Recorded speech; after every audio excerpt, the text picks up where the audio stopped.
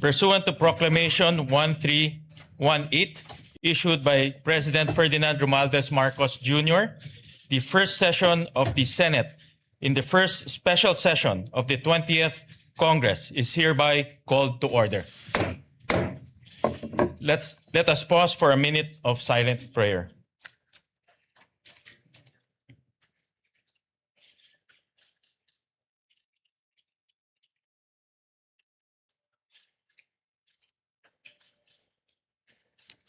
Amen.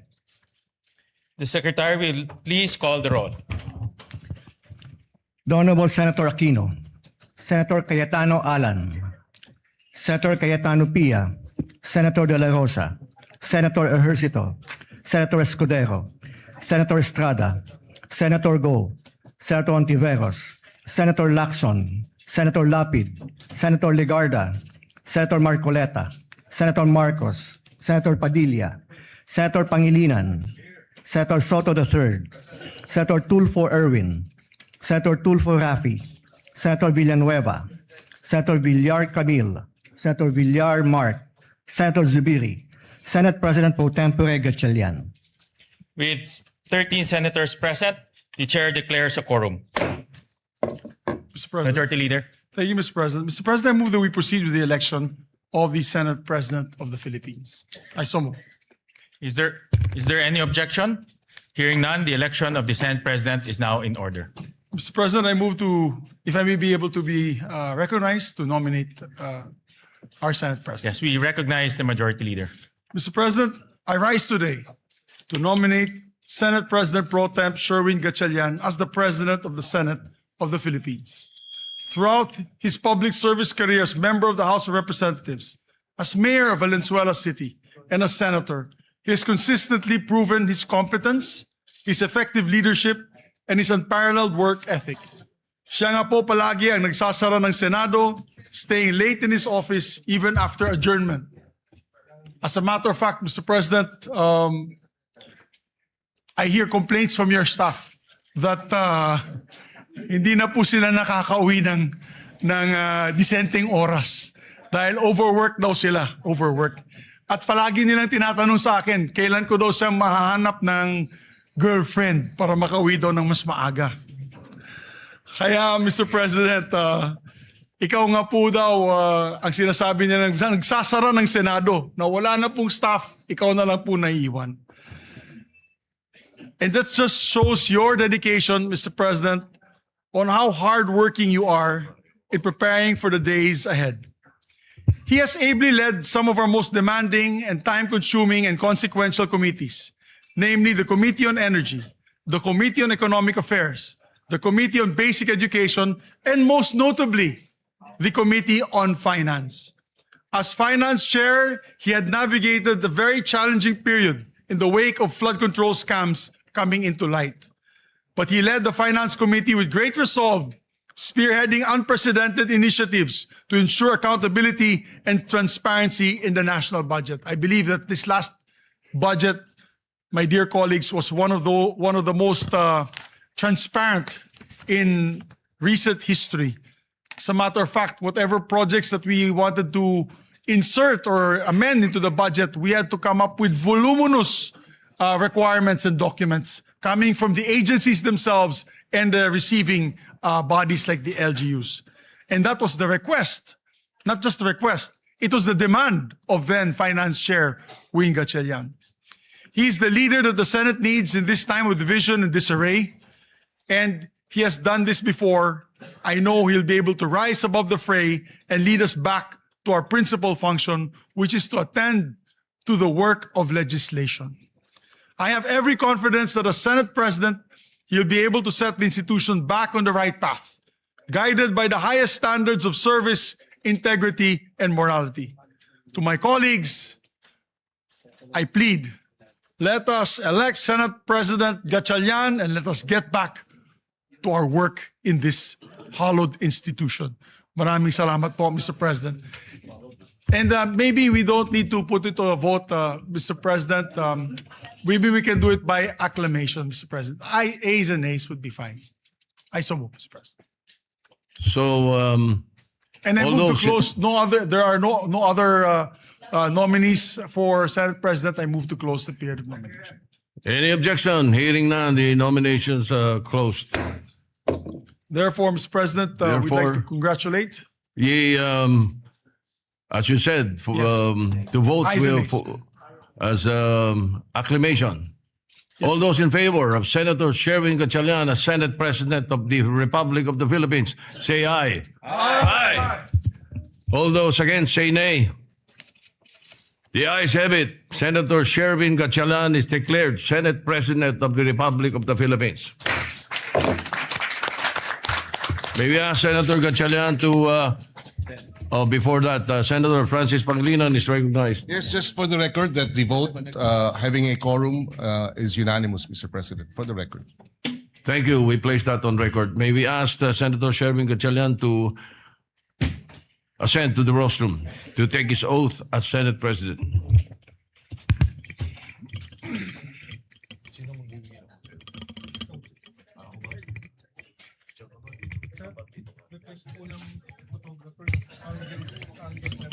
For the record, Mr. President.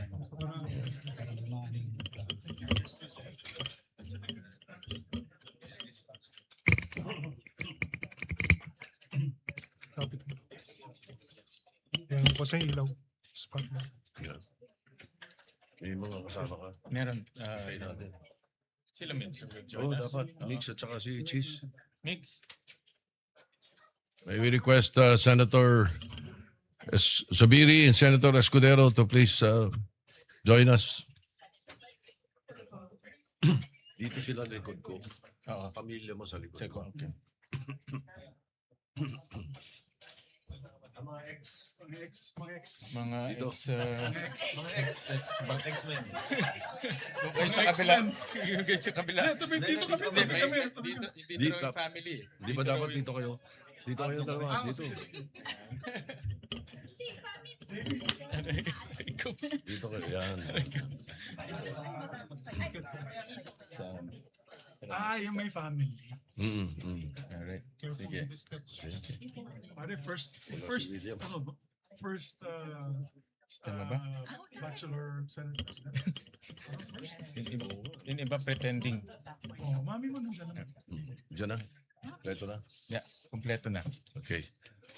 Please raise your right hand and repeat after me. I state your name. I, Sherwin Gatchalian, Having been elected to the position of Senate President, having been elected to the position of Senate President, do hereby solemnly swear do hereby solemnly swear that I will well and faithfully discharge that I will well and faithfully discharge to the best of my ability to the best of my ability the duties of my present the position duties of my present position and of all others I may hereafter hold and of all others I may hereafter hold under the Republic of the Philippines, under the Republic of the Philippines, that I will support and defend that I will support and defend the Constitution of the Philippines, the Constitution of the Philippines, that I will obey the laws, legal orders, and decrees that I will obey the laws, legal orders, and decrees promulgated by the duly constituted authorities, promulgated by the duly constituted authorities, and maintain true faith and allegiance and maintain true faith and allegiance to the Republic of the Philippines, to the Republic of the Philippines, and that I impose this obligation upon myself and that- voluntarily, and that I impose this obligation upon myself voluntarily, without mental reservation without mental reservation or purpose of evasion. or purpose of evasion. So help me God. So help me God.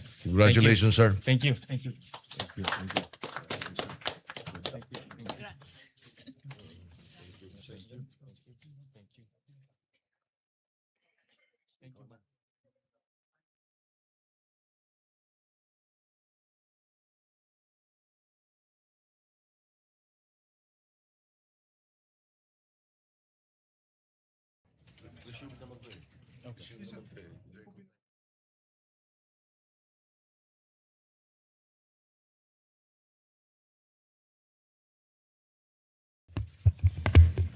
Majority Leader.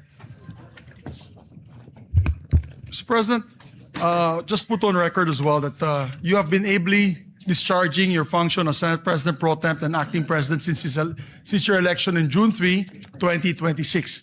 We'd just like to extend our congratulations on your elections as the new Senate President. Thank you very much, Majority Leader. Thank you, Mr. President. Mr. President, now I would like to move that we proceed with the election of the Senate President pro tempore.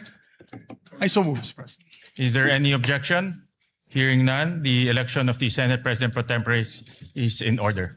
May I ask may we recognize, Mr. President, Senator Ping Lacson for the nomination? We recognize Senator Ping Lacson. Thank you, Mr. President. With your honor's ascension as the fourth Senate President of the 20th Congress of the Republic of the Philippines, your previous post as Senate President pro tempore is now officially vacant. May I therefore nominate Senator Vicente Soto III to the position of Senate President pro tempore.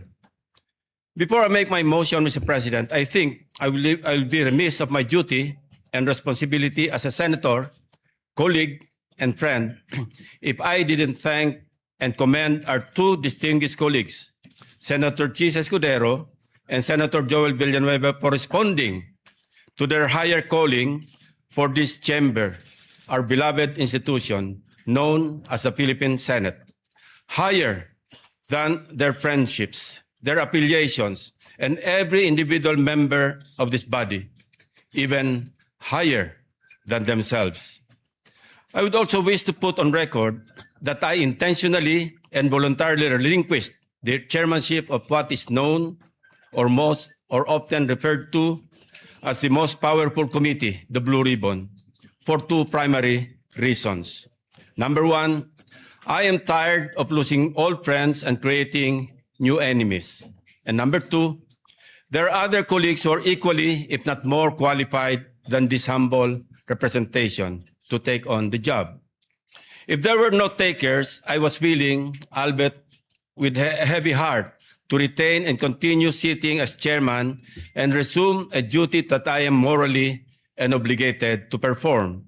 With that, Mr. President, I move to nominate the position of Senate President pro tempore, Senator or the Honorable Vicente Soto III. I so move, Mr. Chairman, Mr. President. Thank you. Thank you. Majority Leader. Thank you, Mr. President. And just to give a short manifestation, Mr. President, I'd like to have the privilege to second the nomination of Senator Vicente C. Soto III as a Senate President pro temp. I was his majority leader in all three times he was elected as Senate President. It was an honor for me to be his majority leader. He used to call me Major, as the major in the plenary. But I can say from experience that he's second to none when it comes to knowledge of our institutional rules, traditions, and processes. He's what we need in the Senate leadership today. Someone who will protect the stability of the Senate and uphold the rules that give this institution shape and direction. Therefore, I would like to second the nomination of Vicente C. Soto III as our Senate President pro temp. Mr. President, there being no other nominations, I therefore move that we close the period of nomination and proceed with acclamation. We therefore close the period of nominations and proceed to the voting for the Senate President pro tempore. Those who are in favor say aye. Aye.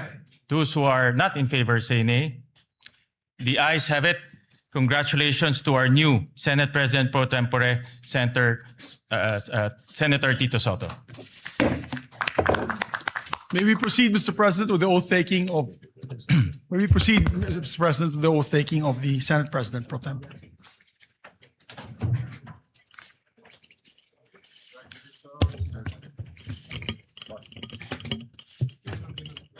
Sabi daw pang retirement position yung Senate President.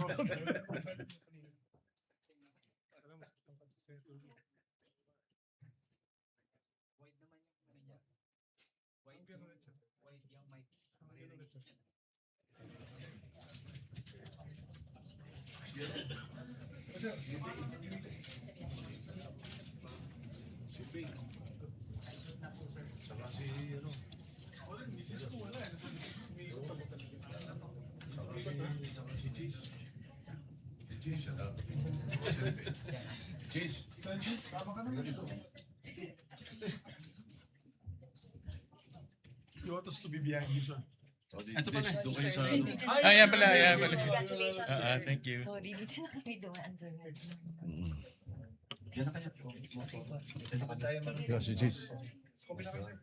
Ito ka, cheese. Yan.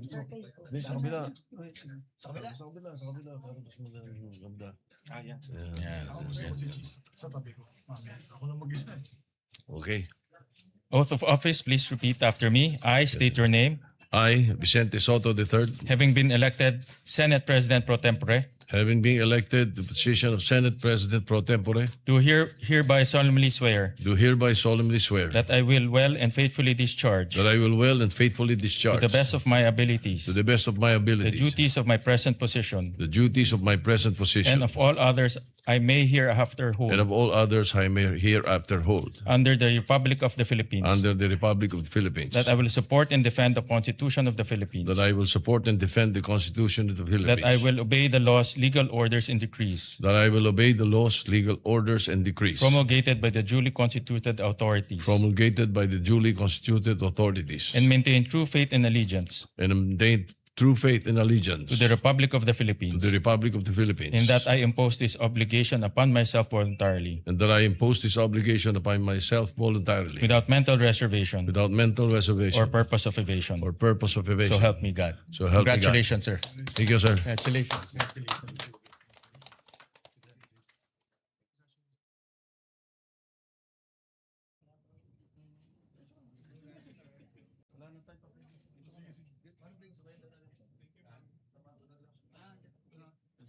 JB, sama ka naman dito. Joel din. Dating man Joel.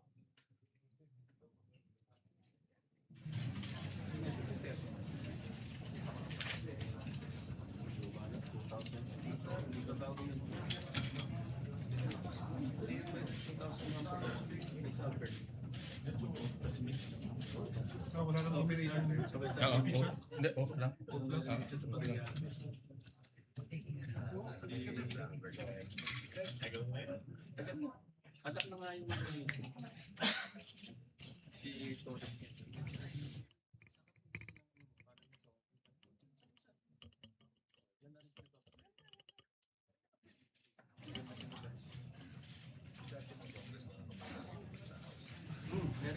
Mr. President, if I may be able to take my oath as well as Majority Leader, although I have been elected as the Chairman of the Rules Committee, but I was not able to take my oath the last June 3 meeting. Yes, we will administer the oath to Thank you very the much, Mr. majority leader.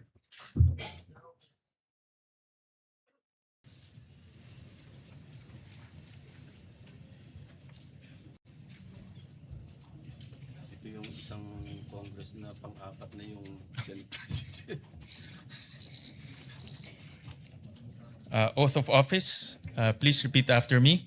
I state your name.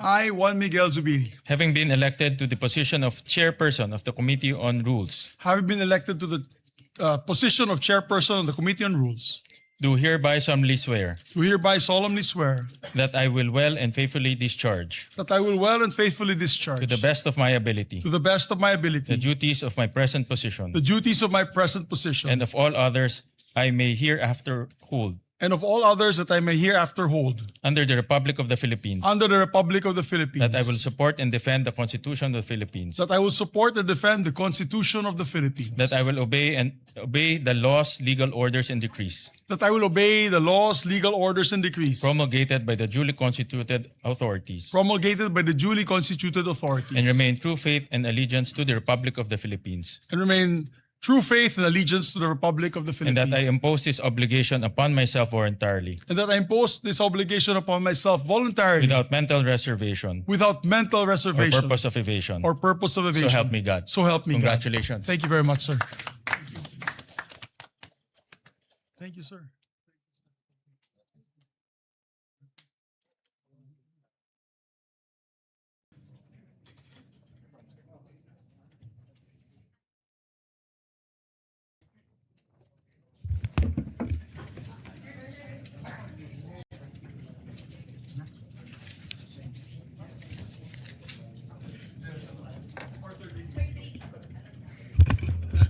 Election ng committee, chairperson? Election ng committee chairperson.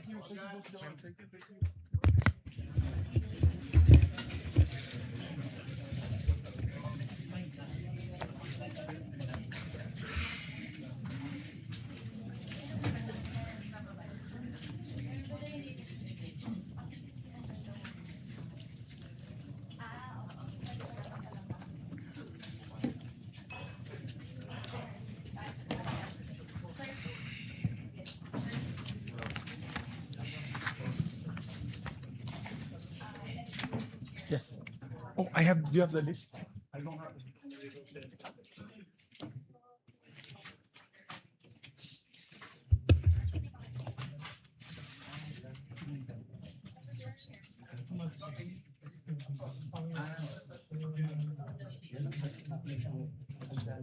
Majority Leader. Yes, Mr. President, we're about to elect the members of the different committees so that we can buckle down to work, Mr. Correct. President.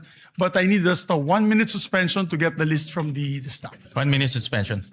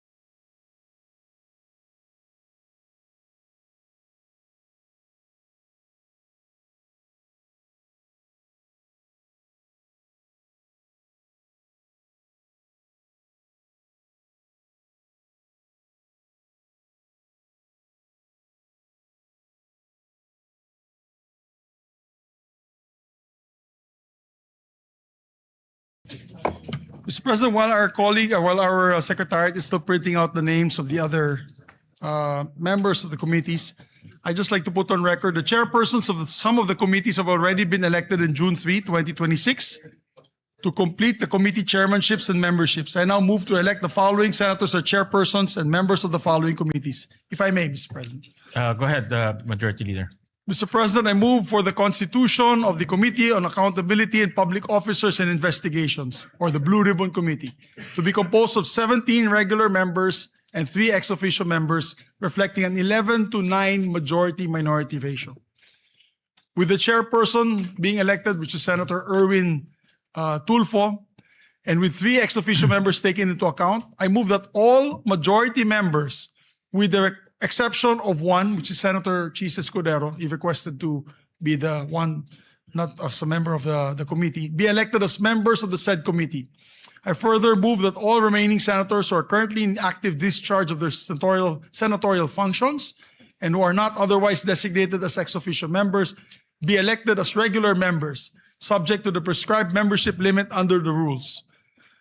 So moved, Mr. President. Is there any objection? Hearing none, the motion is approved. Yes, just to explain to the public that's listening, all members, actually 17 members po ang membership ng Committee on Accountability and That's three. Public Officers and Investigations, the Blue Ribbon Committee. Ibig po sabihin yan, 17 members plus yung ex officio members, which is the Senate President Pro Temp, the Majority Leader, the deputies, the two Deputy Majority Leaders, the Minority Leader, and also the Deputy Minority Leader. So halos lahat po, sa lahat na nakikinig po sa atin na yung araw na ito, halos lahat ng members ng Senado, except for one, ay magiging membro ng Blue Ribbon. So we just move today, Mr. President, to state that fact and put on the record. So noted. Thank you very much, Mr. President. And upon the instruction of the chairperson, Senator Erwin Tulfo, I manifest the designation of Senator Kiko Pangilinan as vice chairperson of the said committee. Is there any objection? Hearing none, manifestation is noted. Mr. President, I'd like to also move on the election of members of the Committee on Social Justice on the part of the majority. The chairperson is Senator Erwin Tulfo. The vice chairperson is Senator Risa Ontiveros. And the members are Senator Kiko Pangilinan, Senator Manuel Lito Lapid, and Senator Raffy Tulfo. Is there any objection? Hearing none, the motion is approved. Mr. President, I move to elect the members of the Committee on Energy. The chairperson being Senator Erwin Tulfo, vice chairperson Senator J.V. Ejercito, members Senator Risa Ontiveros, Senator Bam Aquino, Senator Lito Lapid, and Senator Raffy Tulfo. We still need two members of the majority. I'll wait for the chairperson to give me the names of the two additional members. I so move, Mr. President. Is there any objection? Hearing none, the motion is approved. Thank you, Mr. President. Mr. President, I move that we elect the committee members of the Committee on Trade, Commerce, and Entrepreneurship. As chairperson, Senator Bam Aquino, and as members, Senator J.V. Ejercito, Senator Cheese Escudero, Senator Manuel Lito Lapid, Senator Kiko Pangilinan, and Senator Raffy Tulfo. Is there any objection? Hearing none, the motion is approved. Mr. President, I move that we elect the members of the Committee on Constitutional Amendments and Revision of Codes. The chairperson being Senator Francis Kiko Pangilinan, and members Senators Risa Ontiveros, Senator Ping Lacson, Senator J.V. Ejercito, Senator Bam Aquino, Senator Lito Lapid, and Senator Cheese Escudero. I so move. Is there any objection? Hearing none, the motion is approved.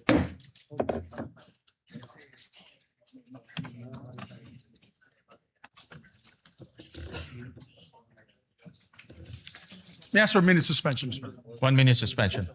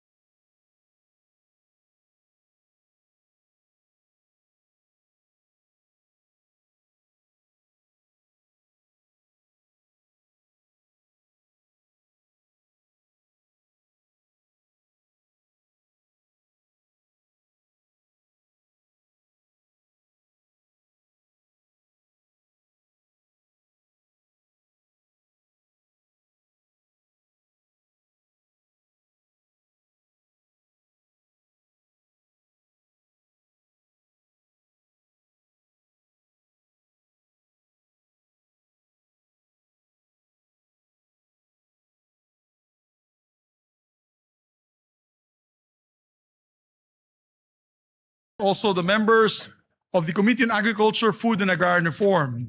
The chairperson being Senator Francis Kiko Pangilinan, the Vice Chairperson being Senator J.V. Ejercito, members Senator Risa Ontiveros, Senator Bam Aquino, Senator Lito Lapid, Senator Erwin Tulfo, Senator Raffy Tulfo, Senator Chis Escudero, and Senator Joel Villanueva. I so move. Is there any objection? Hearing none, the motion is approved.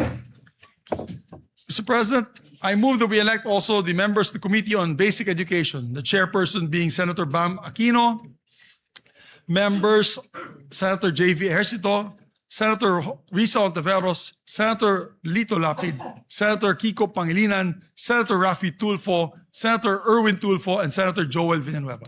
I so move. Is there any objection? Hearing none, the motion is approved. And Mr. President, I also like to move to the Commission on Appointments. We'd like to elect Senators Panfilo Lacson, Senator Mig Zubiri, Senator Joel Villanueva, Senator Risa Hontiveros, Senator Tito Soto, Senator Raffy Tulfo, and Senator J.V. Ejercito as members of the Commission on Appointments. Is there any objection? Hearing none, the aforementioned senators are hereby elected. Thank you, Mr. President. I would like to also move to elect Senators Bam Aquino, Senators Kiko Pangilinan, Senator Lapid, and Senator Escudero as members of the Senate Electoral Tribunal. Is there any objection? Hearing none, the aforementioned senators are hereby elected. Thank you, Mr. President. May I just ask for another minute suspension? 1 minute suspension.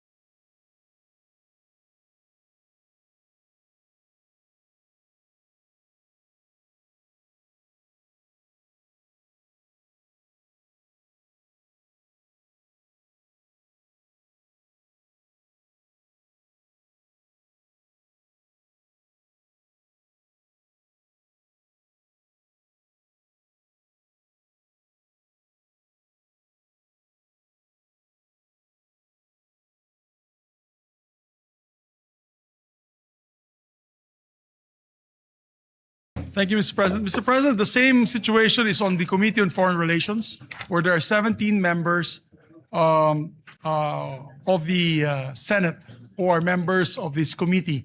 I move, and me being the chairperson, Mr. President, that was elected last June 3, that I have attained the position as chairperson of the Committee on Foreign Relations, and that all members be made as members of the Foreign Relations, except for one on our part, Mr. President, with the permission of Senator Lito Lapid. Does the committee have 17 members as well? Yes. Okay. So the same So situation. same as the Blue situation Ribbon. as Blue Ribbon? Yes, Mr. All right. President. So we elect all members except for Senator Lapid as member of the Committee on Foreign Relations. So moved, Mr. President. Is there any objection? Hearing none, the motion is approved. Thank you, Mr. President. Mr. President, also for the Committee on Science and Technology, I move that we elect the members, the chairperson being Senator Bam Aquino, the members being Senator J.V. Ercito, Senator Kiko Pangilinan, and Senator Risa Ontiveros. I so move, Mr. President. Is there any objection? Hearing none, the motion is approved. Mr. President, I'd like to also move to elect the members of the Committee on Justice, the chairperson being Senator Francis Kiko Pangilinan, Vice Chairperson Senator Ping Lacson, and members Senator Risa Ontiveros, Senator Bam Aquino, and Senator Joel Villanueva. Is there any objection? Hearing none, motion is approved.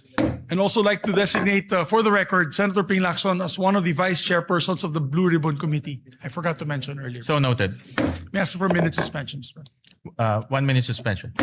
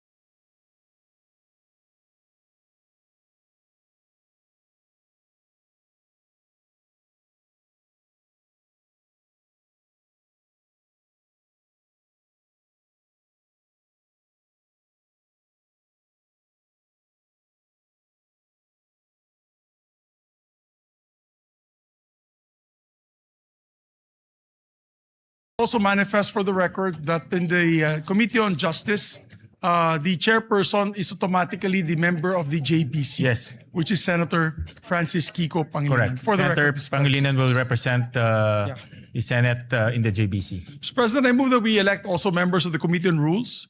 Mr. President, I move that we elect Senator J.V. Ercito, Senator Ping Lacson, Senator Kiko Pangilinan, Senator Erwin Tulfo, and Senator Joel Villanueva as members of the Rules Committee. Mr. Is President. there any objection? Hearing none, the motion is approved. Thank you, Mr. President. Mr. President, we'd like to also elect the members of the Committee on Health and Demography, Mr. President. For the record, the chairperson is Senator Risa Ontiveros, Vice Chairperson Senator J.V. Ejercito, and the members, part of the majority, Senators Bam Aquino, Senators Kiko Pangilinan, Senators Raffy Tulfo, Senator Erwin Tulfo, and Senator Ping Lacson. Is there any objection? Hearing none, motion is approved. Mr. President, we'd like to also move to elect the members of the Committee on Energy.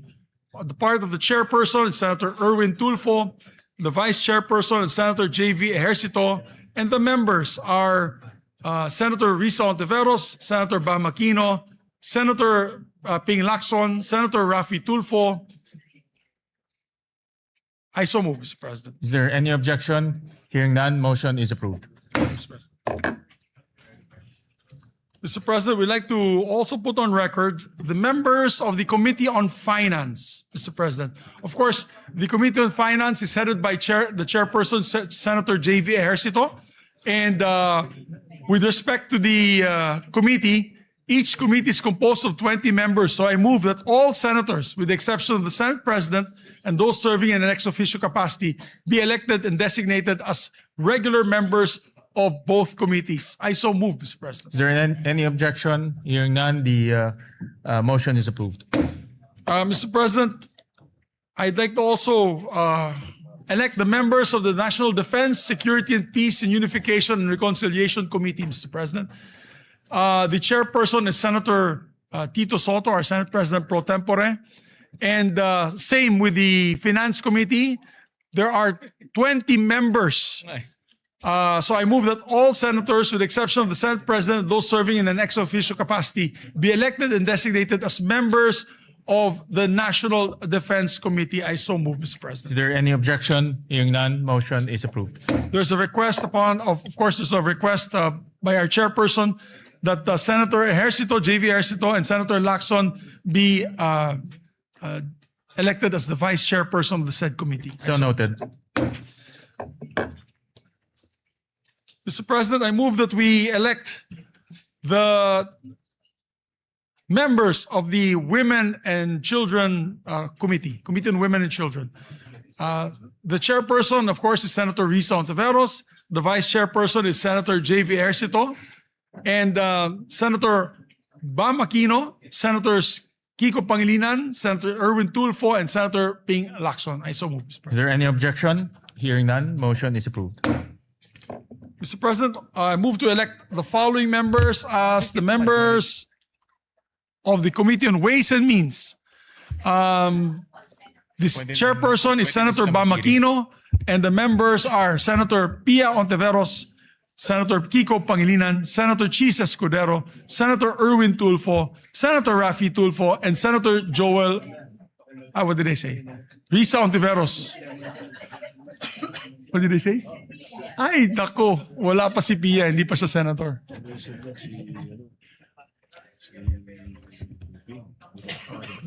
Senator Pia. Okay, my apologies, Mr. President. My apologies.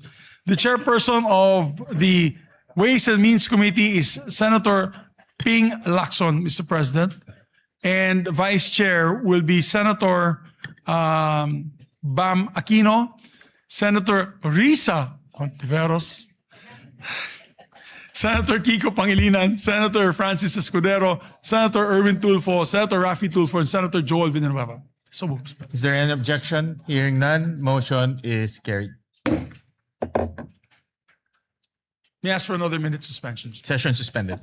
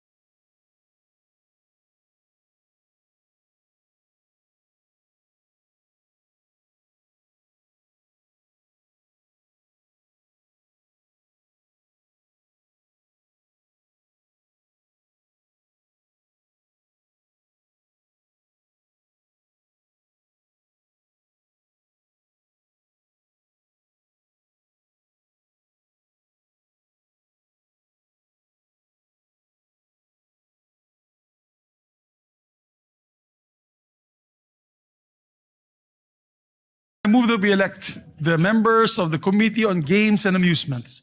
The chairperson, of course, is Senator Lito Lapid. The vice chair is Senator Rafi Tulfo.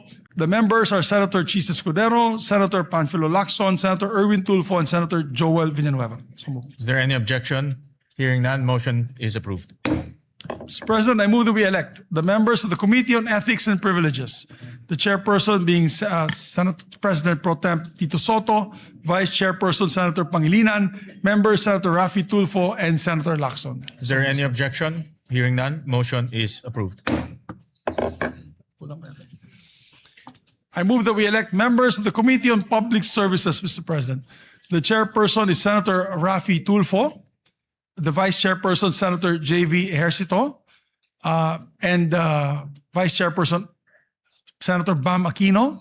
Members, Senator Lito Lapid, Senator Risa Ontiveros, Senator Kiko Pangilinan, Senator Erwin Tulfo. I so move, Mr. President. Is there any objection? Hearing none, motion is approved. Mr. President, I move that we elect the members of the Committee on Local Government. It is headed by their chairperson, Senator J.V. Ejercito, Vice Chairperson, Senator Ping Lacson, members, Senator Rafi Tulfo, Senator Francis Kiko Pangilinan, Senator Risa Ontiveros, Senator Joel Villanueva, Senator Lito Lapid, and Senator Bam Aquino. I so move. Mr. Is there any objection? Hearing none, motion is approved. Thank you, Mr. President. Mr. President, I move that we elect the members of the Committee on Migrant Workers, headed by Senator Rafi Tulfo, Vice Chairperson Senator Joel Villanueva, members Senator Lito Lapid, Senator Erwin Tulfo, Senator Bam Aquino, Senator Risa Ontiveros, Senator J.V. Ejercito, and Senator Kiko Pangilinan. I so move. Mr. Is there any objection? Hearing none, motion is approved. May I ask for a minute suspension once again. Session suspended.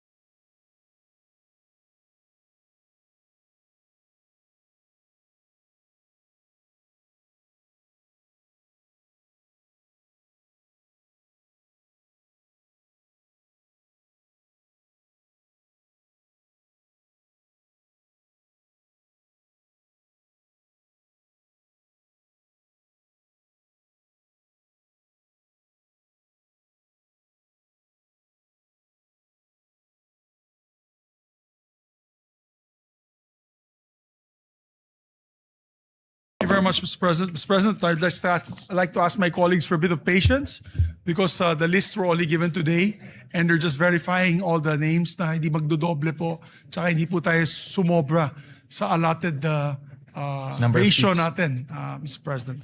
So, and I'd just like to reiterate the election of the JBC representatives pursuant to Article 8, Section 8 of the Constitution. I move to elect Senator Francis Pangilinan as the Senate representative to the Judicial and Bar Council. Vice Sen. Rodante Marcoleta. I so move, Mr. President. Is there any objection? Hearing none, Senator Francis Pangilinan is hereby elected to the JBC. Mr. President, I move that we elect, or rather, I move that we retain Senator Joel Villanueva as chairperson of the Committee on Higher Education. And his vice chairman will be Senator Ejercito, members Senator Bam Aquino, Senator Kiko Pangilinan, Senator Raffy Tulfo, and Senator Escudero. I so move, Mr. President. Is there any objection? Hearing none, motion is approved. And I'd like to make a correction. In the Committee on Games, it's not Senator Raffy Tulfo who's the vice chairperson. It is Senator Erwin Tulfo. So noted. My apologies to the chairperson. As regards to the CA membership, Mr. President, for the record, that this representation and that of Senator Soto are vice. We replace Senators Lito Lapid and Senator Mark Villar respectively for the record, Mr. President. Yeah. So noted. Mr. President, we'd like to also elect the members of the Committee on Labor. Chairperson, Senator Joel Villanueva. Vice Chairperson, Senator J.V. Ejercito. And members, Senator Raffy Tulfo, Senator Erwin Tulfo, Senator Bam Aquino, Senator Risa Ontiveros, Senator Pangilinan, and Senator Escudero, Mr. President. Is there any objection? Hearing none, motion is approved. And Mr. President, I move to formally elect as well my deputy majority floor leaders. We'd like to elect and move to elect Senators J.V. Ejercito as my senior deputy majority leader, who one day in the near future will become the majority leader, I hope, after his job in the Finance Committee, and this representation will just retire. We'd like to also elect, Mr. President, our former majority leader, Senator Joel Villanueva, as deputy majority floor leader. Is there any objection? Hearing none, motion is approved. Thank you very much, Mr. President. May I ask for another minute suspension? Session suspended.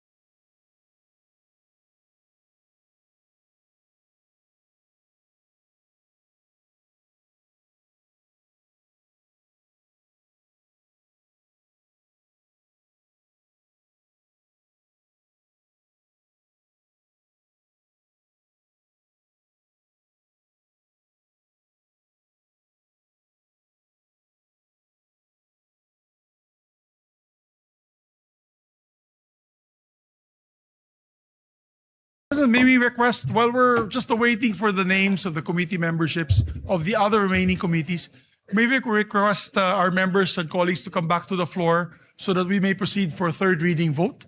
And then the adoption of the resolution on Mindanao that will be authored by Senator Joel Villanueva. So may we just ask our members to please proceed to the plenary for a third reading. Fine.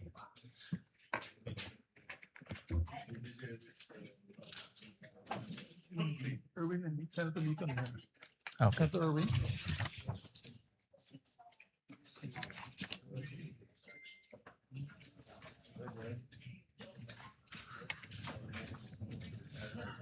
So, Mr. President, I move that we consider in third reading several bills, printed copies of which have been electronically distributed to the senators on May 25 and May 26, 2026, in compliance with the 3-day rule of the Constitution.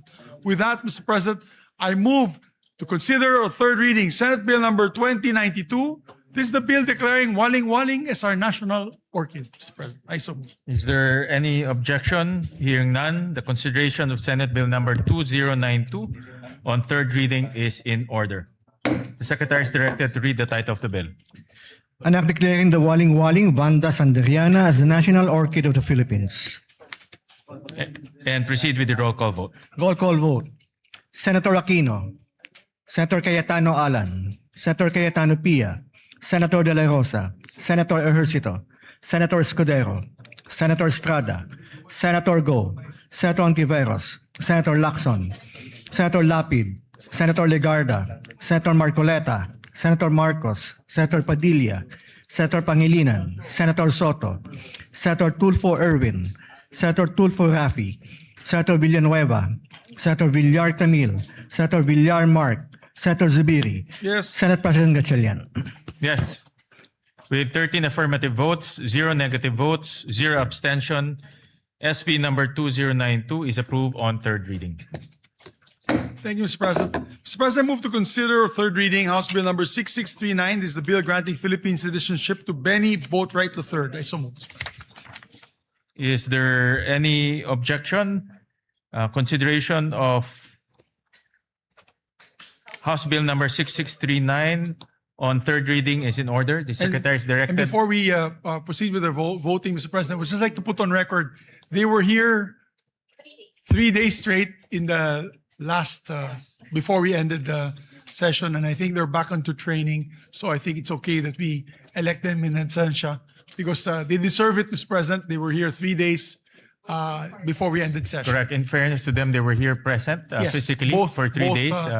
members, it's not both, their fault that their citizenship was not considered last time. And I understand that they're now undergoing training Yes. and representing the country. Yes. Senator Kiko Pangilinan is recognized. That is correct, Mr. President. They were here, a sponsor of the measure. They were here every day and witnessed the proceedings or the lack of proceedings. But then we will make arrangements, Mr. President, that when we convene for the SONA or perhaps that week of the SONA, that they come and visit us here in plenary, Mr. President. Both Benny Boatwright and Matt Ramos, Mr. President. for We the take note of that. So we move to So, proceed with the roll yeah. call vote, Mr. President. The Secretary is directed to read the title of the bill and proceed with the roll call vote. An act granting Philippine citizenship to Benny Francois Boatwright III. Roll call vote. The Honorable Senator Aquino, Senator Cayetano Alan, Senator Cayetano Pia, Senator De La Rosa, Senator Ejercito, Senator Escudero, Senator Estrada, Senator Go, Senator Tiveros, Senator Lacson, Senator Lapid, Senator Legarda, Senator Marcoleta, Senator Marcos, Senator Padilla, Senator Pangilinan, Senator Soto, Senator Tulfo Erwin, Senator Tulfo Rafi, Senator Villanueva, Senator Villar Camil, Senator Villar Mark, Senator Zubiri, Senate President Gatchalian. With 13 affirmative votes, 0 negative votes, 0 abstentions, House Bill number 6639 is approved on third reading. Thank you, Mr. President. Mr. President, move to consider as well for third reading vote House Bill number 6644, the bill granting Philippine citizenship to Matthew James Ramos. I so move, Mr. President. Is there any objection? Hearing none, consideration of House Bill number 6644 on third reading is in order. The Secretary is directed to read the title of the bill and proceed with the roll call vote. An act granting Philippine citizenship to Matthew James Ramos. Roll call vote. Senator Aquino, Senator Cayetano Alan, Senator Cayetano Pia, Senator De La Rosa, Senator Ejercito, Senator Escudero, Senator Estrada, Senator Go, Senator Ontiveros, Senator Lacson, Senator Lapid, Senator Legarda, Senator Marcoleta, Senator Marcos, Senator Padilla, Senator Pangilinan, Senator Soto, Senator Tulfo Erwin, Senator Tulfo Rafi, Senator Villanueva, Senator Villar Camil, Senator Villar Mark, Senator Zubiri, Senate President Gatchalian. Yes. With 13 affirmative votes, 0 negative votes, 0 abstentions, House Bill number 6644 is approved on third reading. Thank you very much, Mr. President. Congratulations to the authors and sponsors of the three measures. Mr. President, I move that we dispense with the reading of the journals of the 68th and 69th session, May 26 and June 3, 2026, and consider the same as approved. Is there any objection? Hearing none, the motion is approved. Mr. President, now we take up a very important measure that our dear colleague, distinguished former majority leader, had filed. I move that we consider proposed Senate Resolution number 447, and this is a resolution urging adequate funding for Mindanao earthquake relief and rehabilitation. I so move, Mr. President. Is there any objection? Hearing none, the motion is approved. Mr. President, I move that we recognize a distinguished former majority floor leader, our deputy majority floor leader, no other than our distinguished colleague from Bulacan, Senator Joel Villanueva. We recognize the distinguished gentleman from Bulacan. Thank you very Senator much, Villanueva.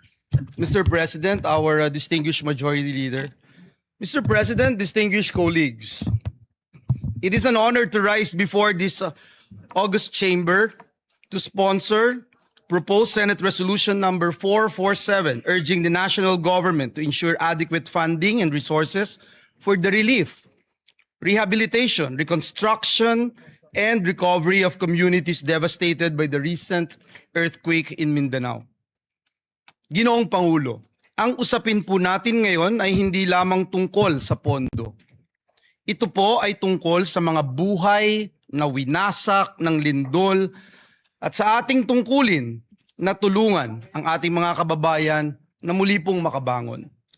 Noong pong 8 ng Hunyo, isang magnitude 7.8 na lindol ang tumama malapit sa Sarangani Province. Sa loob lamang po ng ilang minuto, nagbago ang buhay ng daang-daang libong Pilipino. As of June 16, at least 68 lives have been lost. More than 1,000 have been injured, and over 30 remain missing. Mahigit 1 milyong individual o higit 330,000 families ang naapektuhan, habang halos 19,000 pa rin ang nananatili sa evacuation centers. Ngunit higit pa po sa mga numerong ito ay ang mga kwento ng ating mga kababayan, mga pamilyang nawalan ng tahanan, mga batang hindi makapasok sa paaralan, mga manggagawa, mga magsasaka, mga mangingisda na nawalan ng kabuhayan, at mga pamilyang nagdadalamhati sa pagkawala ng kanilang mahal sa buhay. Mr. President, Mindanao is a pillar of our national economy. Ito po ay mahalagang pinagmumulan ng pagkain, produktong agrikultura at yamang dagat. Kapag naapektuhan po ang Mindanao, nararamdaman po ito ng ating buong bansa. Initial assessments estimate at least 1.13 billion pesos in damage to public and private infrastructure. And that figure is expected to rise, Mr. President, as assessments continue. Nasira po ang mga tahanan, paaralan, ospital at iba pang mahalagang infrastruktura. Ngunit ang mas malaki pong hamon ay ang muling pagtatayo ng mga komunidad at pagbibigay ng bagong pag-asa sa ating mga kababayan. Kaya Ginoong Pangulo, sa pagkakataong ito, nais po nating makita, nais natin din pong kilalanin, lalo na ang ating mga rescue workers, health workers, uniformed personnel, volunteers, local officials at humanitarian organizations na wala pong sawang tumutulong sa mga nasalanta. Ngunit alam po natin, Ginoong Pangulo, alam natin na hindi po sapat ang bayanihan lamang. Heroism saves lives, but resources rebuild communities. Compassion comforts victims, but funding restores livelihoods. Kaya po kinakailangan nating tiyakin na ang lahat ng magagamit na pondo at suporta ng ating pamahalaan ay agad-agad na mapakilos upang mapabilis ang relief, rehabilitation, reconstruction at pagpapanumbalik ng kabuhayan sa mga apektadong lugar. Ginoong Pangulo, sa panahon po ng sakuna, nasusukat hindi lamang po ang tibay ng ating mga infrastruktura, kundi ang tibay ng ating pagkakaisa bilang isang bansa. Ngayon ang panahon upang patunayan na walang Pilipinong maiiwan. And for these reasons, Mr. President, I respectfully seek the support of our esteemed colleagues for the immediate adoption of this resolution. Marami pong salamat at pagpalain tayong lahat ng ating Panginoong Diyos. Senator Erwin Tulfo is recognized, then Senator Kiko Pangilinan. May we recognize as well Senator J.V. Ejercito to And sponsor. Senator, we and then recognize, after which, sorry. yeah, I we just- recognize Senator JV first for his Yes, I have the co-sponsorship. list. It's the Senator J.V. Ejercito, Mr. President. After that, Senator Kiko Pangilinan and Senator Erwin Tulfo. And Senator Raffy Tulfo after. So we first recognize Senator JV Ejercito. Thank you, Mr. President. Ginang Pangulo, mga kasamahan sa Senado at sa mga kababayan natin sa Mindanao, magandang umaga po. I rise today to co-sponsor proposed Senate Resolution number 447, a resolution urging the national government to take all necessary measures to ensure the availability of adequate funding and resources for the relief, rehabilitation, reconstruction, and recovery of communities affected by the recent devastating earthquake in Mindanao. Through the resolution, the Senate joins the nation in mourning and honoring the lives lost during the devastating earthquake that hit our brothers and sisters in Mindanao, particularly the province of Sarangani, South Cotabato, Davao Occidental, and Davao del Sur. 68 deaths were reported by the National Disaster Risk Reduction and Management Council, while 33 remain missing according to the latest reports made by the NDRRMC last Tuesday. Mr. President, ang mga buhay pong ito ay hindi numero lamang. These are lives and futures that were abruptly cut short by this disaster. Ang bawat isa sa kanila ay may pangalan, mayroong kwento, mayroong pangarap, at may mga mahal sa buhay na naiwan. Sila ay mga anak, asawa, kapatid, kaibigan, at mga mahal nating mga kababayan. Nakapanlulumo po ang mga larawan at video na nakita natin online. Ano pa kaya ang aktwal na pakiramdam at sitwasyon na dinadanas ng ating mga kababayan? Bilang magulang, nakakatakot isipin na malagay sa kaparehong sitwasyon ang aking mga anak. Nakita natin ang mga mag-aaral at maguro na napuno ng takot habang niyayanig ng lindol ang kanilang paaralan. Nakita natin ang ilan nating kababayan na wala nang magawa kung hindi tignan na lamang ang pagguho ng magusali at negosyo na kanilang pinagtrabahuhan at ipinundar. Bukod sa mga buhay na nasayang, maraming bahay ang nasira at maraming kabuhayan ang naapektuhan at nawala. Mr. President, this tragedy is a painful reminder that the country is so vulnerable to disasters and calamities, and that we have so much work to do in terms of disaster preparedness. Lalo na nating nakita ang kahalagan ng matatag na infrastruktura at sistema ng pagpaplano sa pagsasaayos ng ating mga komunidad. Resilience should not just be expected from our constituents, but should mean that our infrastructure systems and responses can withstand the wrath of nature. Sa ilalim ng liderato ni Senate President Win Gatchalian, mabilis na nakapag-abot ng paunang tulong ang Senado sa mapektadong komunidad. Subalit alam natin na hindi matatawaran ng kahit anong ayuda, donasyon o anumang halaga ang mga buhay na nawala at ang sakit ng trahedya na dinaranas ng mga naiwang pamilya.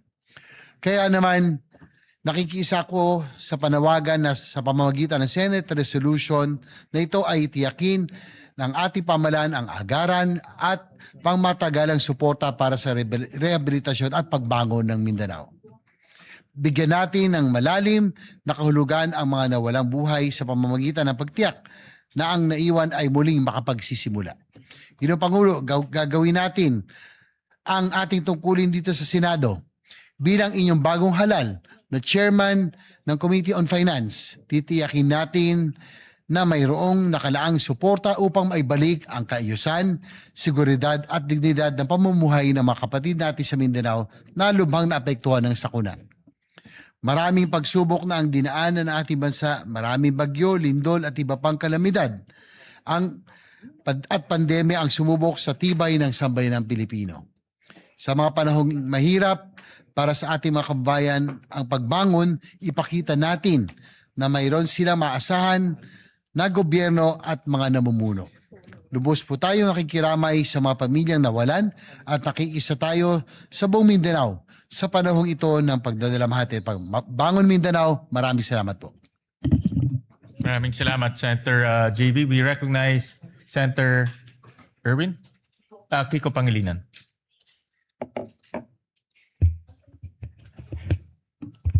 Thank you, Senate President Gatchalian. Dear colleagues, I rise to co-sponsor Senator Joel Villanueva's Senate Resolution number 447. In times of calamity, the Senate must speak as one. I commend Senator Joel Villanueva for his quick thinking and swift leadership on this resolution, which reflects the Senate's shared duty to help Mindanao recover, rebuild, and prosper. Strategic national priority ang mabilis at tuloy-tuloy na pagbangon ng Mindanao mula sa lindol noong Hunyo 8. Bakit? Dahil nasa Mindanao ang humigit kumulang 1/3 na pinakamahihirap nating mga kababayan, habang 40% ng food supply ng ating buong bansa ay galing dito. Pinakamalawak na produkto ng nyug, pinakamalawak na coconut farm sa buong Pilipinas ay nasa Mindanao. 40%, 30% of the national food trade comes from Mindanao. Food basket ng Pilipinas ang Mindanao. It is also one of our most dynamic growth frontiers. Maraming mga tahanan, paaralan, ospital, kalsada, tulay, mga sistema ng kuryente at tubig at iba pang mahalagang infrastruktura ang nasira sa Davao Region at Soc-Sargen. Kung hindi ito agad-agad at sapat na matutugunan, mas lalaki ang pinsalang dulot sa agrikultura, pangingisda, logistics at mga lokal na negosyo.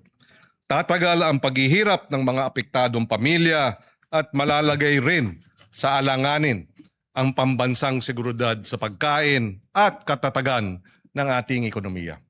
Ang Senate Bill number 2259 ng inyong lingkod naglalaan ng 15 billion pesos in supplemental funding. Nilalayon nito na maibalik ang mahahalagang serbisyong pampubliko, maisaayos at mapatatag ang mga kritikal na pasilidad at may bangon ang kabuhayan ng ating mga magsasaka, mangingisda, manggagawa, maliliit na negosyo, lahat lubhang apektado ng lindol. Sa pagsuporta ng PS Resolution number 447 ni Senator Joel at sa ating Senate Bill 2259, pinagtitibay ng Senado na nasa interes ng buong Pilipinas ang pagbangon ng Mindanao. Dahil pagprotekta ito sa ating sistema ng pagkain, pangangalaga sa mga trabaho at pagpapatatag at papabagsak o baba ng presyo ng mga bilihin. Sa sama-sama nating pagkilos, bubuo tayo ng isang Mindanao na mas matatag, mas ligtas, at mas handa, gayon din ng buong bansa. Kaysa natin ang ating mga kababayan sa Mindanao at hindi natin iiwan ang mga kababayan natin dito. Maraming salamat. And again, maraming salamat kay Senator Joel for sponsoring this measure. We recognize the gentleman from Palawan, Senator Erwin Tulfo. Thank you, Mr. President. I rise today to express my full support and to formally manifest my co-sponsorship of the Senate Resolution number 447, which urges the government to take all necessary measures to assist the people of Mindanao following the recent earthquake that has caused significant damage to lives, homes, infrastructure, and livelihoods. In times of calamity, it is our duty as public servants to ensure that affected communities receive immediate, adequate assistance. The earthquake has brought hardship and uncertainty to many families, underscoring the need for a swift, coordinated, and comprehensive response from all concerned agencies. Through this resolution, we reaffirm our commitment to mobilizing relief efforts, providing emergency assistance, restoring essential services, and supporting the long-term recovery and rehabilitation affected areas. We also recognize the resilience of the people of Mindanao and stand in solidarity with them as they rebuild their communities.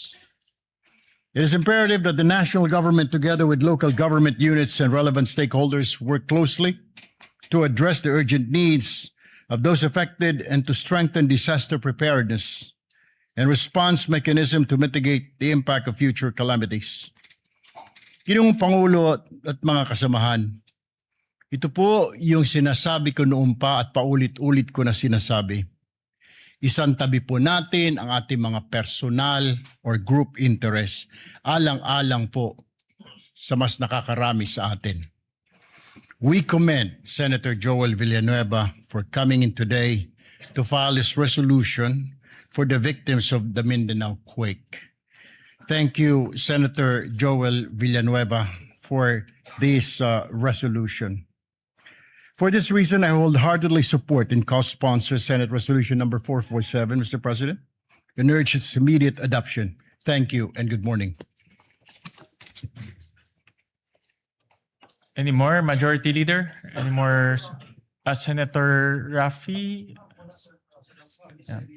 While waiting for Senator Rafi, let me commend the resolution filed by Senator Joel Villanueva, PS Resolution 447. Ito po ay napapanahon dahil po yung naranasan ng Mindanao, particularly Sarangani and Jensan, ay isa sa pinakamalakas na lindol na naranasan po ng ating bansa. At marami pong infrastruktura na nasira doon. Nakita ho namin ni Senator Erwin, Senator JV at Senator Migs. At marami rin pong nasawi na buhay. At kami po ay nakikiramay at nakikiisa po sa mga kababayan ho natin sa Jensan, Sarangani at sa lahat pong ng lugar na tinamaan po ng lindol. At kaya po nagbibigay-pugay ho kami kay Senator Joel dahil ito pong resolution ay nagdedirekta ng mabilis na action at mabilis po na pag-release ng pondo para po makatulong po sa mga kababayan natin sa Mindanao. With that, we recognize Senator Rafi Tulfo. Mr. President, colleagues, I rise today to express my strong support for Senator Joel Villanueva, Senate Resolution 447 and 452 concerning the recent 7.8 earthquakes which struck Mindanao last June 8, 2026. Hindi basta numero mga biktima ng lindol o anumang kalamidad. Sila po ay mga pamilyang nawala ng mga mahal sa buhay, tahanan at kabuhayan. The people of Mindanao have shown remarkable resilience in the face of adversity. Ngunit hindi sapat ang katatagan lamang. Hindi natin maaaring iasa sa tibay ng loob ng ating mga kababayan ang kanilang pagbangon. Kailangan nila ang agarang tulong at buong suporta ng pamahalaan upang muling maitayo ang kanilang mga buhay at komunidad. These resolutions recognize the urgent need to assess the full extent of the damage, ensure the relief and rehabilitation efforts are delivered efficiently, and identify measures that will strengthen the preparedness of our community against future disasters. Kasabay po nito, kinikilala natin rin ang kabayanihan ng ating mga rescue workers, medical teams at frontliners na nagbuwis ng oras at lakas upang pangunahan ang ating recovery efforts. For these reasons, I express my support, again, for Senate Resolution 447 and 452 and urge my colleagues to continue working together to ensure that the affected communities receive the assistance, rehabilitation, and protection that they deserve. May we continue to pray for their rehabilitation and for the continued safety of all our kababayans. Maraming salamat po, Mr. President. Thank you. Thank you very much for the co-sponsorship speech. Majority Leader, any more Thank you very much, Mr. co-sponsorship? President. With that, no other members wish to sponsor the measure. I move that all members present be made co-sponsors, Mr. President. Is there any objection? Hearing none, motion is approved and all senators are made co-sponsors of this bill. Yes, Mr. President. Those are present today. Mr. President, I move that we adopt proposed Senate Resolution number 447. I so move, Mr. Is President. there any objection? Hearing none, proposed resolution 447 is hereby adopted, subject to style. Thank you, Mr. President. And we would like to thank Senator Joel Villanueva for filing this measure. Kami po sa Mindanao ay nagpapasalamat po sa kanya sa malasakit po niya sa amin sa Mindanao. Maraming po salamat kay Senator Joel. With that, Mr. President, I move to also take up proposed Senate Resolution number 452 and ask the Secretary to read the title of the measure. Resolution expressing the profound gratitude of the Senate of the Philippines to the rescue workers, social welfare and healthcare personnel, local government units, uniformed services, civil volunteer groups, and all humanitarian responders for providing swift life-saving assistance to affected communities in the aftermath of the magnitude 7.8 earthquake that struck Mindanao. Health workers. Thank you, Mr. President. Mr. President, you are the sponsor Yes, of the Mr. measure, Pres- Mr. President. Do you wish to? Yes, Mr. sponsor President, or- I will just, Majority Leader, I will just insert my sponsorship speech for this resolution. Pero ito po ay simpleng pasasalamat sa ating mga frontliners, sa DSWD, in particular the Armed Forces of the Philippines who provided logistical support sa mga sinalanta po ng lindol. Kaya po ito ay isang pasasalamat sa lahat po ng frontliners natin. Kasama na rin po yung LGU LGUs. na talagang kaagad rumisponde sa pinsala ng lindol. Thank you, Mr. President. Pero meron na po tayong mga kasamahan. Mr. President, with your permission and permission of the body, would like to give short sponsorship speeches. Yes. May we recognize Senator J.V. Ejercito? He'll also insert to the records his sponsorship speech. And we'd like to recognize Senator Erwin Tulfo. We recognize Senator Erwin Tulfo for his co-sponsorship speech. Mr. President, colleagues, I rise today to manifest my support and co-sponsorship on Senate Resolution number 452, expressing the profound gratitude of the Senate to rescue workers, social welfare, healthcare personnel, local government units, uniformed services, civil volunteer groups, at sa lahat po ng humanitarian responders sa government man o sa pribadong kumpanya. Marami po akong nabalitaan na may mga private companies po. Yung iba po galing sa mga mining corporations na nagpadala po ng kanilang workers para tumulong po sa paghahanap sa mga natabunan ng mga gumuhong gusali. Therefore, Mr. President, this resolution would like to express my support to thank all those involved, including the local government units who were there at the very first instance, the first responders to go around to check their constituents. Maraming salamat po sa inyo. Thank you, Mr. President. Yeah, muli, nagpapasalamat ho kami sa ngalan po ng Senado. Nagpapasalamat ho kami sa ating mga rescue workers, social welfare and healthcare personnel, local government units, uniform services, kasama na po ang Armed Forces of the Philippines, civil volunteer groups, and all humanitarian responders. Maraming salamat po. Yes, maraming salamat po, Mr. President. Some, of course, special mention po yung Red Cross, Philippine yes. Red Cross, kung saan Of po course. tayo ay membro bilang governors, Board of Governors of the Philippine Red Na Cross. pinangungunahan po ni And, Chairman Dick Gordon. Chairman Dick Gordon for his speedy action, always ready, always there, always first, always ready, always there, na Red Cross, headed by Senator Dick Gordon. We'd like to thank them.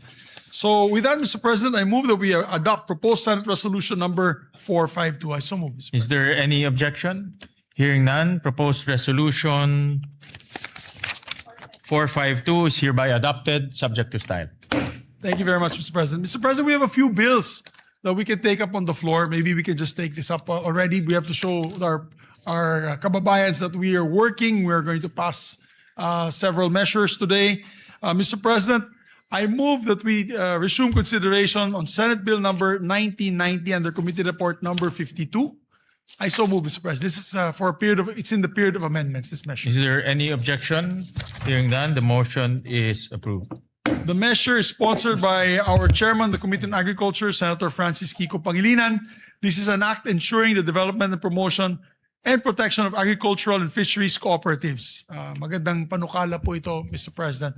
I move that we recognize the sponsor and we'll also recognize Senator I will introduce his. He already gave the amendment? Yes. So the amendments of Senator Joel are already with Senator Pangilinan. May we recognize the good sponsor, Mr. President? We recognize the gentleman from Pampanga, Senator Kiko Pangilinan. Thank you, Mr. President. Thank you, Majority Leader. Mr. President, as earlier manifested, we are in the period of amendments.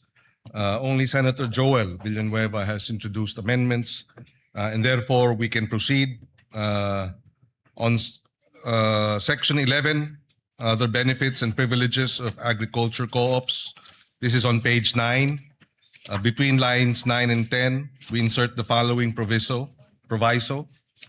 Provided that the continued enjoyment of tax and fiscal incentives shall be subject to compliance with the assessment and rating system established under Section 21 of this Act, including standards on governance, financial transparency, member benefit distribution, and actual productive agriculture activity.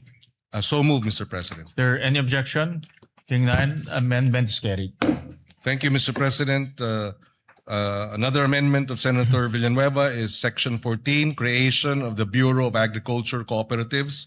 On page 11, lines 22 and 23, delete the proviso and replace it with the following. Provided that the department shall, in coordination with the CDA and concerned local government units and subject to budgetary availability and applicable laws, establish a needs-based staffing framework for cooperative development officers based on agriculture population, geographic need, cooperative density, and other relevant development indicators, with priority given to the underserved and strategically significant agriculture areas. And therefore, the second paragraph of Section 14 will now read, it shall be a line bureau and headed by a bureau director. Its organizational and staffing pattern shall be determined by the department in consultation with the Department of Budget and Management, provided that the department shall, in coordination with the CDA and concerned local government units and subject to budgetary availability and applicable laws, establish a needs-based staffing framework for co-op development officers based on agri population, geographic needs, cooperative density, and other relevant development indicators with priority given to underserved and strategically significant agriculture areas. I so move, Mr. Is President. there any objection? Hearing none, amendment is approved. Thank you, Mr. President. We proceed to Section 15, Powers and Functions of the Bureau of Agriculture Co-ops. On page 12, between line 19 and 20, insert a new paragraph to read, the Bureau shall exercise its powers and functions in a manner complementary to and not duplicative of the powers and functions of the CDA under applicable laws. So move, Mr. President. Is there any objection? Hearing none, amendment is approved. Mr. President, Section 30, implementing rules and regulations, the amendment will be on page 17, deletes line 9 to 12 and replace them with the following. Section 30, implementing rules and regulations.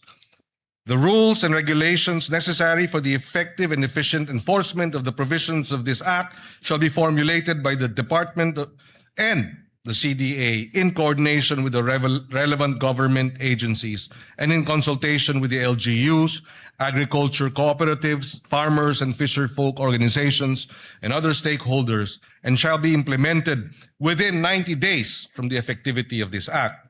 Unjustified or willful failure or refusal of the concerned government agencies to promulgate the implementing rules and regulations, IRR, within the specified period shall subject the heads of these government agencies to administrative penalties under applicable civil service laws. And third paragraph, should the IRR contain provisions that are contrary to this Act, the heads of government agencies responsible for such provision when done in bad faith or with gross negligence shall be held administratively liable. So move, Mr. President. Is there any objection? Hearing none, amendment is approved. And finally, Mr. President, Section 32, Annual Reports. The amendment is on page 17 between lines 23 and 24 to insert a new paragraph to read, to promote transparency and accountability, the Bureau shall maintain and regularly update a publicly accessible digital registry containing relevant information on accredited agriculture cooperatives, including their ratings, incentives and benefits received, procurement awards, grants, and compliance status subject to applicable data privacy laws. So move, Mr. President. Is there any objection? Hearing none, amendment is approved. Thank you, Mr. President. There are no other proposed amendments for Senate Bill 1990. With the permission of our Majority Leader, if we can move to terminate the period of amendments. Yes, Mr. President. Mr. President, there being no other members who wish to amend the measure further, I move that we close the period of amendments. I so move, Mr. President. Is there any objection? Hearing none, period of amendments is hereby closed. Mr. President, with that, I move to approve on second reading Senate Bill number 1990 under Committee Report number 452. Is there any objection? Hearing none, Senate Bill number 1990 is hereby approved on second reading. Thank you very much, Mr. President. Move to suspend consideration of the measure.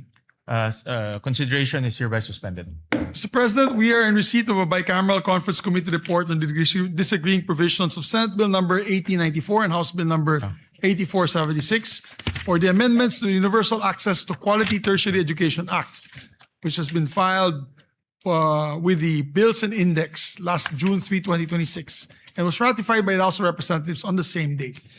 Mr. President, I move that we approve and ratify the said conference committee report on the disagreeing provisions of Senate Bill number 1894 and House Bill number 8476, and the text of the joint explanation be deemed read into the records of the chamber. I so move. Is there any objection? Hearing none, the motion is approved. The conference committee report is approved and ratified. Thank you very much, Mr. President. And Mr. President, yes, Mr. President. May we recognize our distinguished colleague, Senator Joel Villanueva. We recognize the for gentleman his, from Bulacan, manifestation. Senator Joel Villanueva. Yeah, Mr. President, just to give a very short manifestation on the ratification of the BICAM report on enhancing universal access to quality tertiary education. Mr. President, dear colleagues, it is with great privilege that we rise today to express our strong support for the ratification of the Bicameral Conference Committee report on the disagreeing provisions of Senate Bill number 1894 and House Bill number 8476, otherwise known as the Act Enhancing the Universal Access to Quality Tertiary Education. We again extend our warmest gratitude to our fellow conferees in the Senate and our counterparts in the House of Representatives, especially Chairperson Lauren Legarda, as one of the co-authors one of the authors and co-sponsors of this particular measure. Mr. President, we welcome the improvements introduced through this legislation and remain hopeful that these amendments will further strengthen RA number 10931 or the Universal Access to Quality Tertiary Education Act. More importantly, we trust that these reforms will remain faithful to the original spirit and intent of the law, a landmark measure that we, together with some of our colleagues here, including our Senate President, envisioned during its passage to make higher education more accessible to every deserving Filipino learner, especially those who face the greatest economic barriers. This measure responds directly, Mr. President, to that challenge by granting prioritization of eligibility to the tertiary education subsidy for enrolled students from the 4Ps o Pantawid Pamilyang Pilipino program households in recognized higher education institutions and technical vocational institutions. We are helping, Mr. President, ensure that financial hardship does not stand in the way of educational opportunity. So ultimately, Mr. President, this measure advances our collective goal of building a more equitable and inclusive education system. It strengthens the country's commitment to supporting learners not only in gaining access to tertiary education, but also in successfully completing it and realizing their full potential. Again, Mr. President, for these reasons, we wholeheartedly support the ratification of this BICAM report. Maraming salamat, Ginoong Pangulo. At, Thank you, Senator Joel Villanueva. Thank you very much, sir, Deputy Majority Floor Leader. Thank you, sir. With that, I move to consider Senate Bill number 1991 under Committee Report number 53. I so move, Mr. Is President. there objection? Hearing none, the motion is approved. This is an act strengthening the National Agriculture and Fisheries Extension System to accelerate agriculture and fisheries development, Mr. President. The sponsor of this measure is Senator Kiko Pangilinan, and may we recognize the sponsor and to amend Senator Joel Villanueva. Yeah, we recognize the sponsor, Senator Kiko Pangilinan, and Senator Joel for his amendments. Thank you, Mr. President.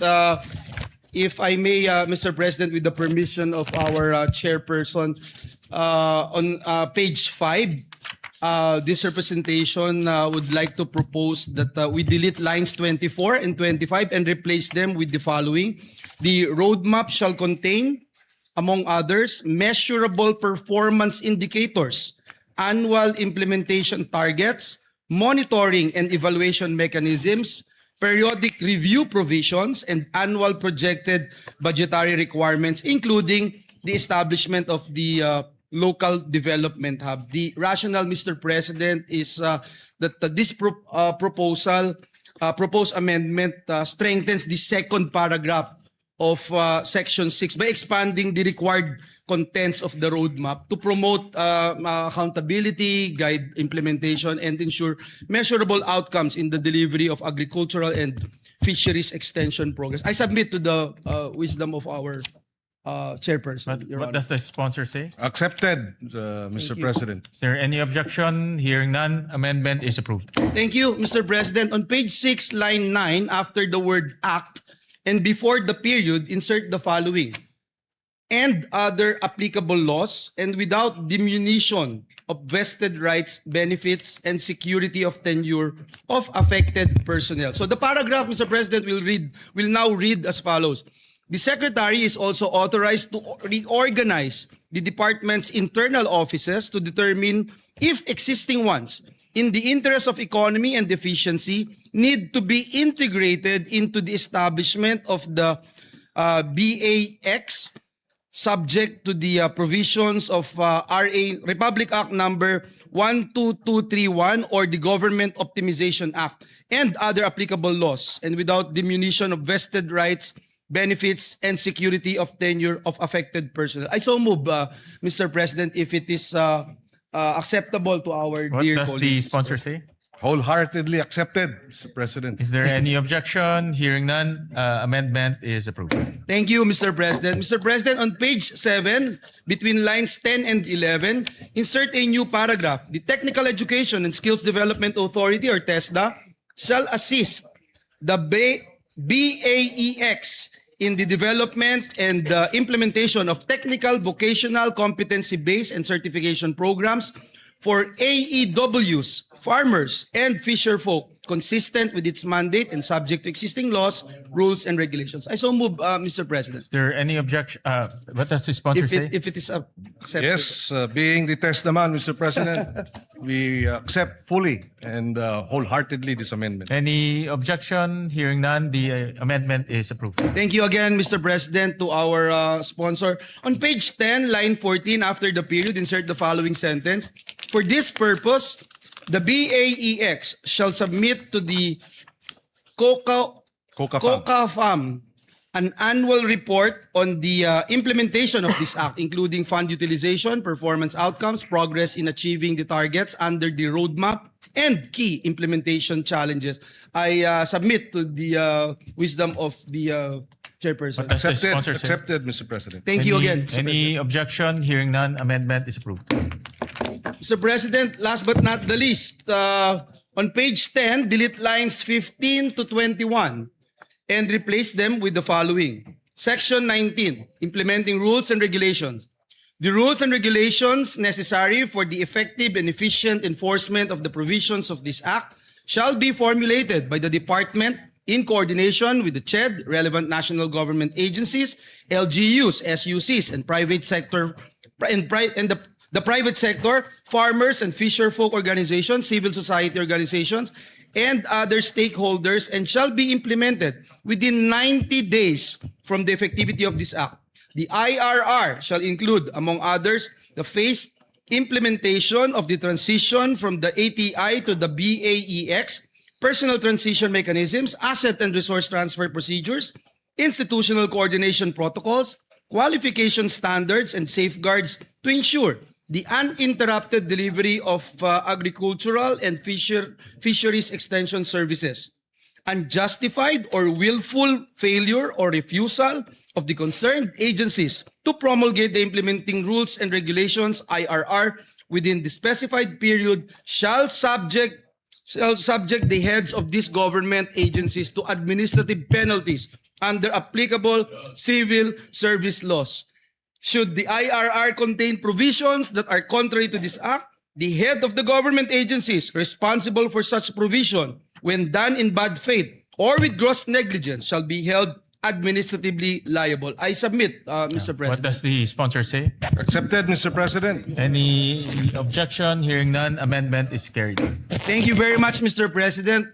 We'd like to put on record our sincerest thanks and gratitude to our distinguished sponsor of the measure. Thank you, Mr. President. Thank you, dear colleague. We'd like to thank Senator Joel for his amendments. Mr. President, with the permission of the majority leader, we just have a few more amendments for this measure. Please proceed. Yes, Section 4, creation of the Bureau of Agriculture Extension, BAEX, first paragraph, on page 3, line 27, between the words agriculture and extension, insert the phrase and fisheries. And on the same line, delete the acronym BAEX and replace with the acronym BAFEX. This shall be an omnibus amendment in the bill to reflect the name of the new DA Bureau, which is the Bureau of Agriculture and Fisheries Extension, or BAFEX. The first paragraph of Section 4 as amended shall now read as follows. Creation of the Bureau of Agriculture and Fisheries Extension, BAFEX. The Agriculture Training Institute is hereby transformed and strengthened into the Bureau of Agriculture and Fisheries Extension, hereinafter referred to as the BAFEX. It shall be a line bureau in the Department of Agriculture under the supervision of the Undersecretary for Operations. As a line bureau, it shall maintain physical offices at the national, regional, provincial, and municipal levels. So move, Mr. President. Any objection? Hearing none, amendment is approved. On the same Section 4, second paragraph, on page 4, line 4, after the word section, delete the number 8 and replace with number 9. And it shall now read as follows. The BAFEX shall be headed by a bureau director with 2 assistant directors at the national level who shall head the Technical Services and Administration and Finance Service. Technical Service and Administration and Finance Service, respectively. It shall further be comprised of such other personnel nationwide as indicated in the plantilla under Section 9. So move, Mr. President. Is there any objection? Hearing none, amendment is approved. Thank you, Mr. President. Section 9, plantilla of BAFEX personnel. First paragraph. On page 6, line 25 to 31. Starting from the word agriculture, on line 25, delete the rest of the paragraph ending with the word country on line 31 and replace with the following. Director, Provincial Agriculture Extension Officer, Assistant PAEO, and Agriculture Extension Workers, AEWs. The department shall provide the details of the plantilla reflecting a minimum of 3 AEWs in every municipality in the country. The first paragraph of Section 9 shall now read as follows. Section 9, plantilla of BAFEX personnel.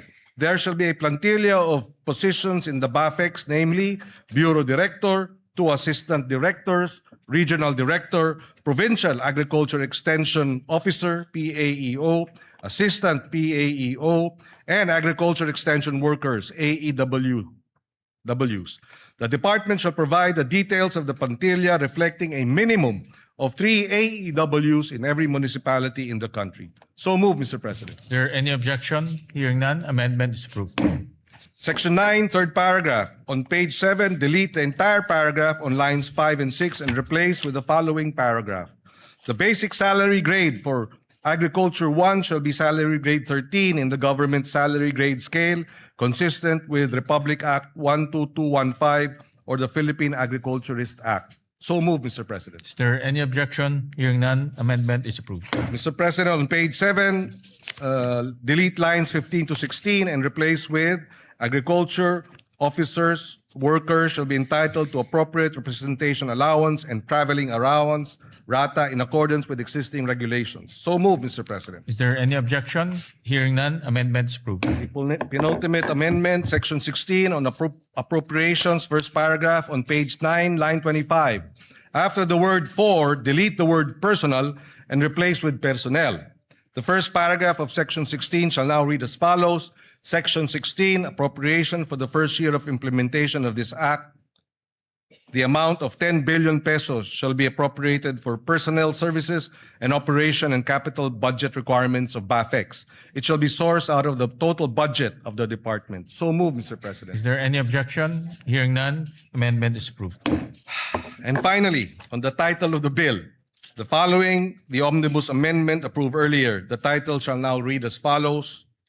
An act strengthening the National Agriculture and Fisheries Extension System to accelerate agriculture and fisheries development, creating the Bureau of Agriculture and Fisheries Extension, BAFEX, and appropriating funds therefore. Subject to style, Mr. President, so move. Is there any objection? Hearing none, amendment is approved, subject to style.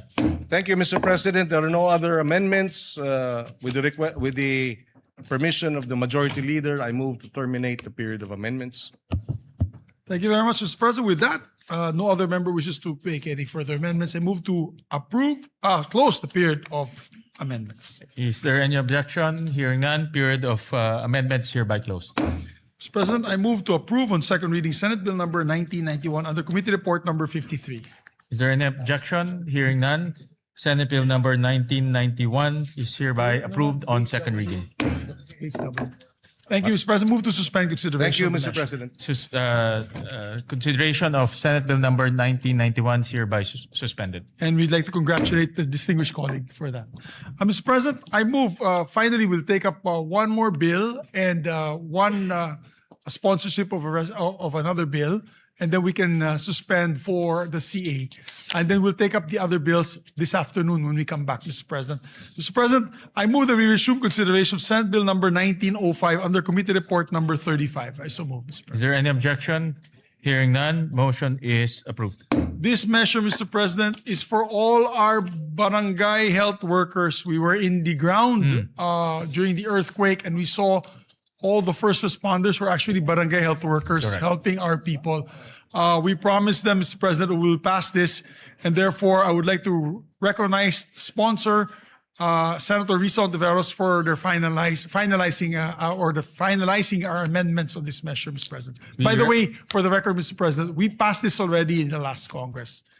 So it's just a matter of passing this once again in this Congress. Thank So you, move, thank Mr. you, President. Majority Leader. We recognize the gentle lady from Panay, Senator Risa Ontiveros. Salamat po, Mr. President.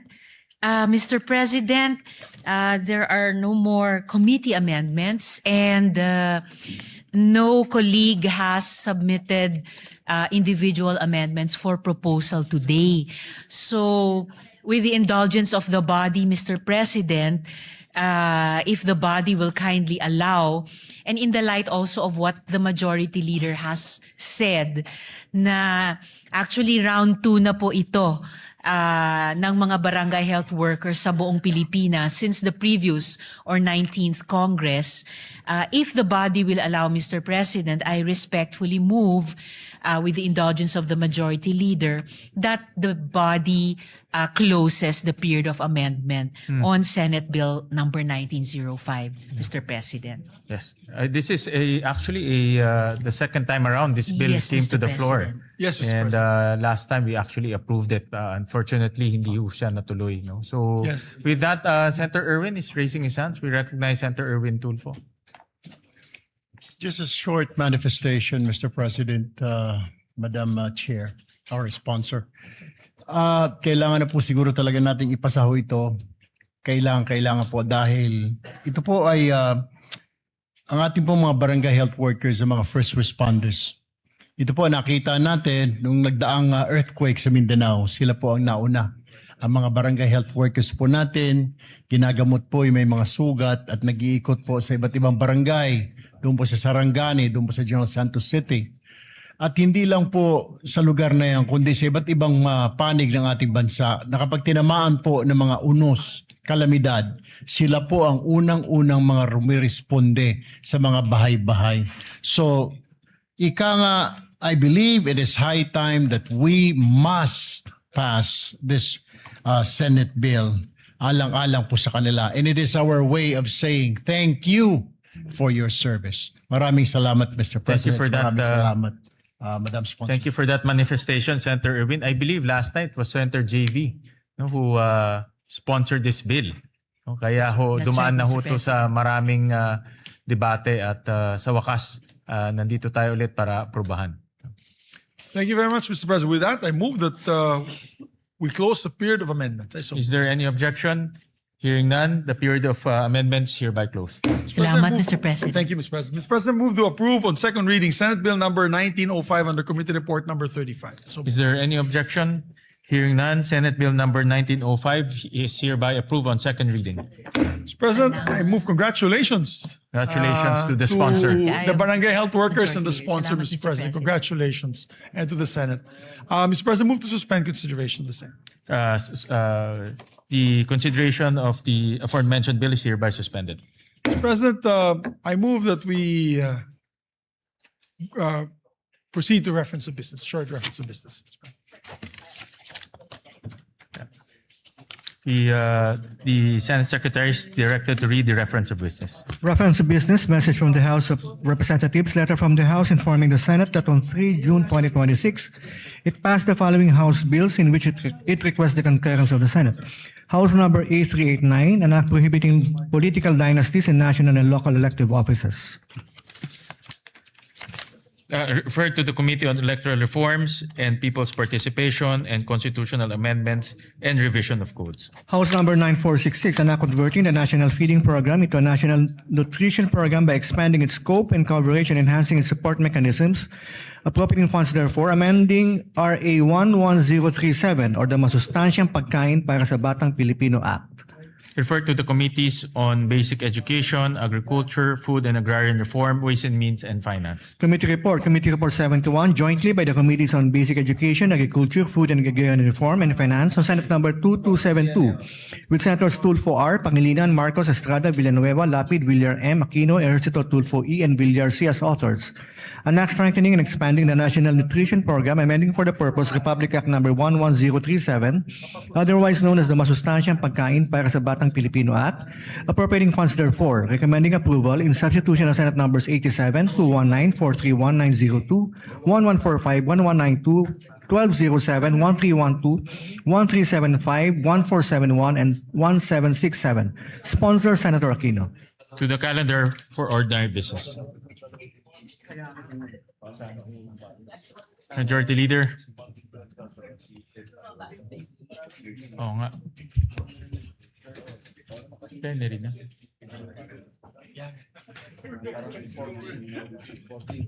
Thank you very much, Mr. President. Mr. President, before we recognize our distinguished sponsors of the measure, we'd just like to welcome also to the plenary our dear colleagues from the House of Representatives, members of the Commission on Appointments. We welcome our colleagues from the Commission on Appointments, Excited na po particularly sila. our Excited na po sila. counterparts from the House of Representatives. Yes, thank you, Mr. President. We welcome them with open arms to their House of or to the Senate, Mr. President. Mr. President, I move that we transfer to the calendar ordinary business special orders Senate Bill number. It's not in my list. 2272. 2272, Mr. President. I so move. Is there any objection?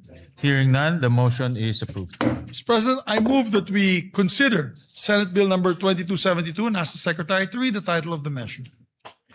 Is there any objection? Hearing none, the motion is approved. Consideration of Senate Bill number 2272 is in order. Under Committee Report number 71, Mr. President. Under Committee Report 71, the Secretary is directed to read only the title of the bill without prejudice to inserting into the records the whole text thereof. An act strengthening, expanding the National Nutrition Program, amending for the purpose Republic Act number 11037, otherwise known as the Masustansyang Pagkain para sa Batang Pilipino Act, appropriating funds therefore. Mr. President, we recognize the sponsor, Senator Bam Aquino, to sponsor the We measure. recognize the gentleman from Tarlac, Senator Bam Aquino. Mr. President, mga kasama, magandang araw po sa ating lahat. The Committee on Basic Education is pleased to present Senate Bill number 2272 under Committee Report number 71, which seeks to amend Republic Act 11037 or the Masustansyang Pagkain parang sa Batang Pilipino Act. Nais po natin pasalamatan ang ating mga kasamahan sa komite, ang EDCOM2 at ang iba't ibang ahensya na katuwang natin sa pagsulong ng panukalang ito. Sa lahat po, ng mga pangyayari sa Senado sa nakaraang buwan. Ang reformang ito na para sa kabataang nangangailangan at para sa kabataang nagugutom ang isa po sa nakapanghihinayang po talaga na naantala ng ilang linggo. Mr. President, mahalagang tugunan po ang matagal ng issue ng stunting sa kabataang Pilipino. Ayon po sa ulat ng EDCOM 2, sa loob ng 20 taon mula year 2000 hanggang 2020, nananatili ang problema ng stunting sa ating kabataan. Currently, 26.7% of Filipino children under 5 years old are stunted. Ibig sabihin po, isa sa bawat 4 na kabataan ay hindi naaabot ang kanilang tunay na potensyal. They will carry the lifelong burden of undernutrition. Hindi po natin malulutas ang krisis sa edukasyon kung hindi po natin tututukan ang isa sa mga ugat nito, ang kakulangan sa nutrisyon na nagsisilbing hadlang upang epektibong matuto ang mga estudyanteng Pilipino. Ang ating pong panukala ngayon ay hindi lamang isang feeding program.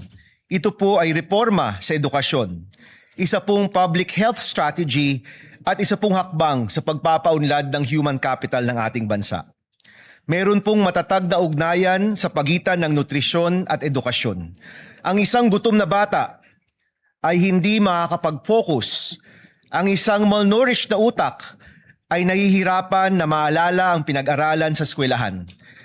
Ang expanded National Nutrition Program na ito ay tutugon sa isa sa pinakamalaking reformang kinakailangan ng ating sistema sa edukasyon. Noong ating pong unang termino, tayo rin po yung nag-sponsor ng RA 11037. Ngunit sa halos isang dekada ng implementasyon, nakita rin po natin ang mga gap o puwang sa sistema.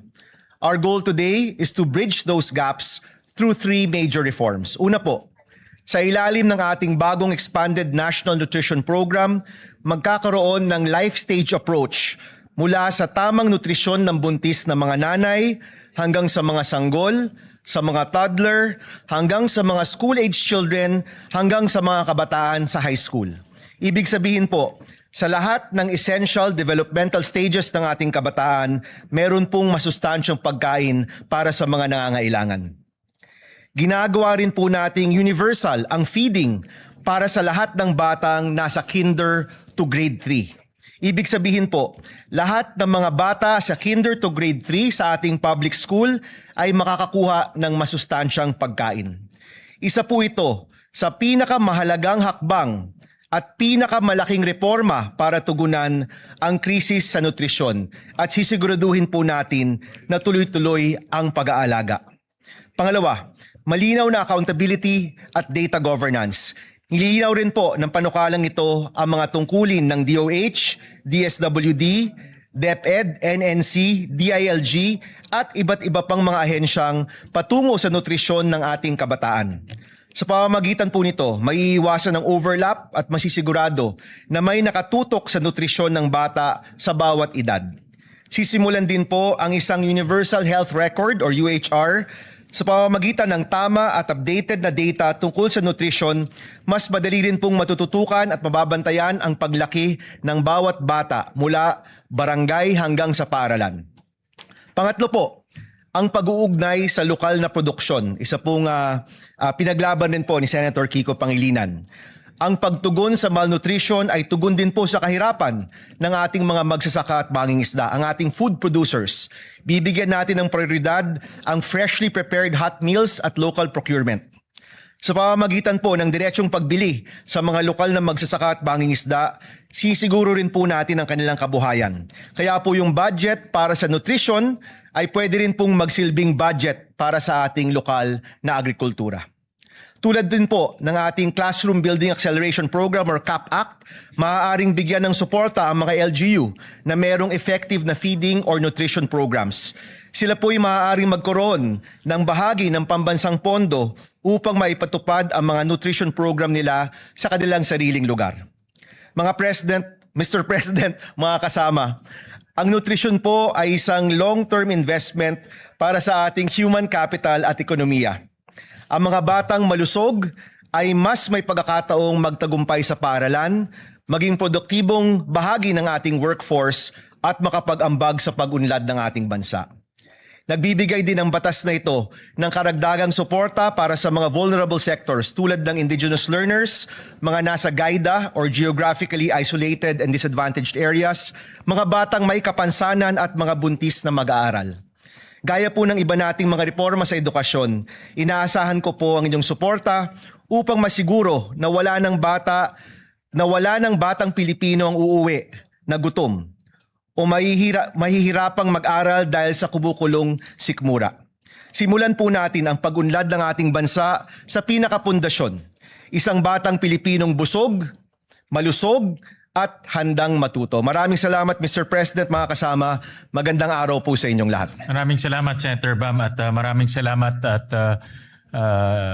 meron tayong ganitong batas para pumalutas po natin ang malnutrisyon sa ating bansa. At maraming salamat at binibigyan mo ng importansya ang kalusugan ng ating mga mag-aaral.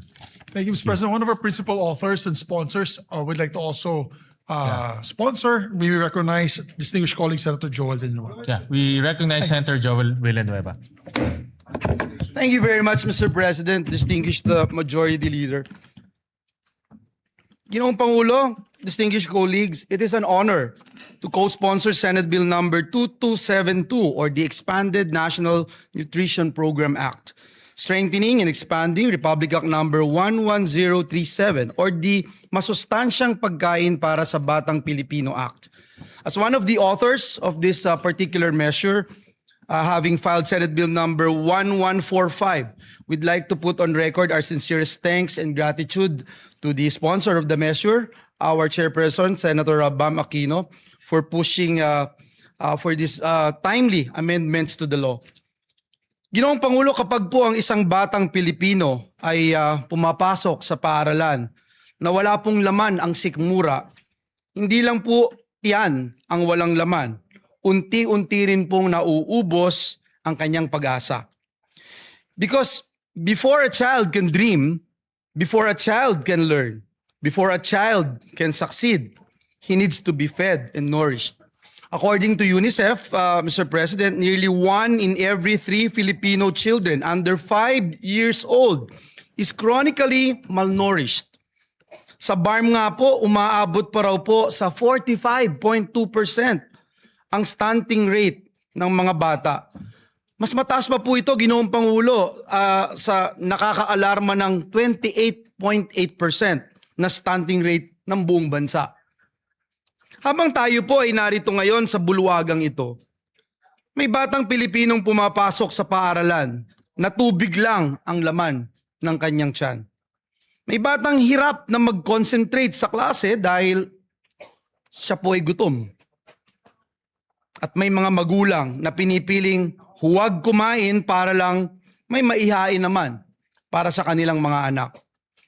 Mr. President, the 2022 PISA results also showed that more than 1/3 Filipino students reported not eating at least once a week because of financial hardship. Hindi po simpleng statistics ito, Ginoong Pangulo.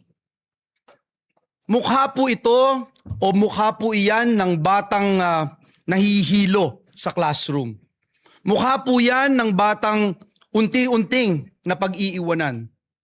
Hence, Mr. President, we fully support this measure which recognizes that hunger is not really a food problem. It is an education problem. It is a health problem. It is a poverty problem. Mr. President, distinguished colleagues, the true measure of a nation is how it treats its children. Kung gusto po nating magkaroon ng matatag na ekonomiya, dekalidad na edukasyon at produktibong mamamayan, magsimula po tayo sa pinakapayak ngunit pinakamahalagang pangangailangan, ang masustansyang pagkain. Kaya naman po sa panukalang batas na ito ay laban po ito sa kontragutom, laban kontra gutom, laban kontra stunting, laban kontra kahirapan at laban para sa kinabukasan ng bawat batang Pilipino. Naniniwala po tayo, Ginoong Pangulo, na kapag busog ang bata, mas malakas at mas ganado po siyang mangarap. Mas handa po siyang matuto at mas handa po siyang lumaban sa buhay. At kapag ang batang Pilipino ay lumaking malusog, ang buong bayan po ang aangat. dahil walang batang Pilipino ang dapat matulog na gutom at walang batang Pilipino ang dapat mangarap ng walang laman ng tiyan. Muli, Ginoong Pangulo, maraming salamat at pagpalain po tayong lahat ng ating Panginoong Diyos. Maraming salamat, Senator Joel Villanueva. We recognize the gentleman from Pampanga, Senator Kiko Pangilinan. Maraming salamat, Mr. President. Just a quick manifestation.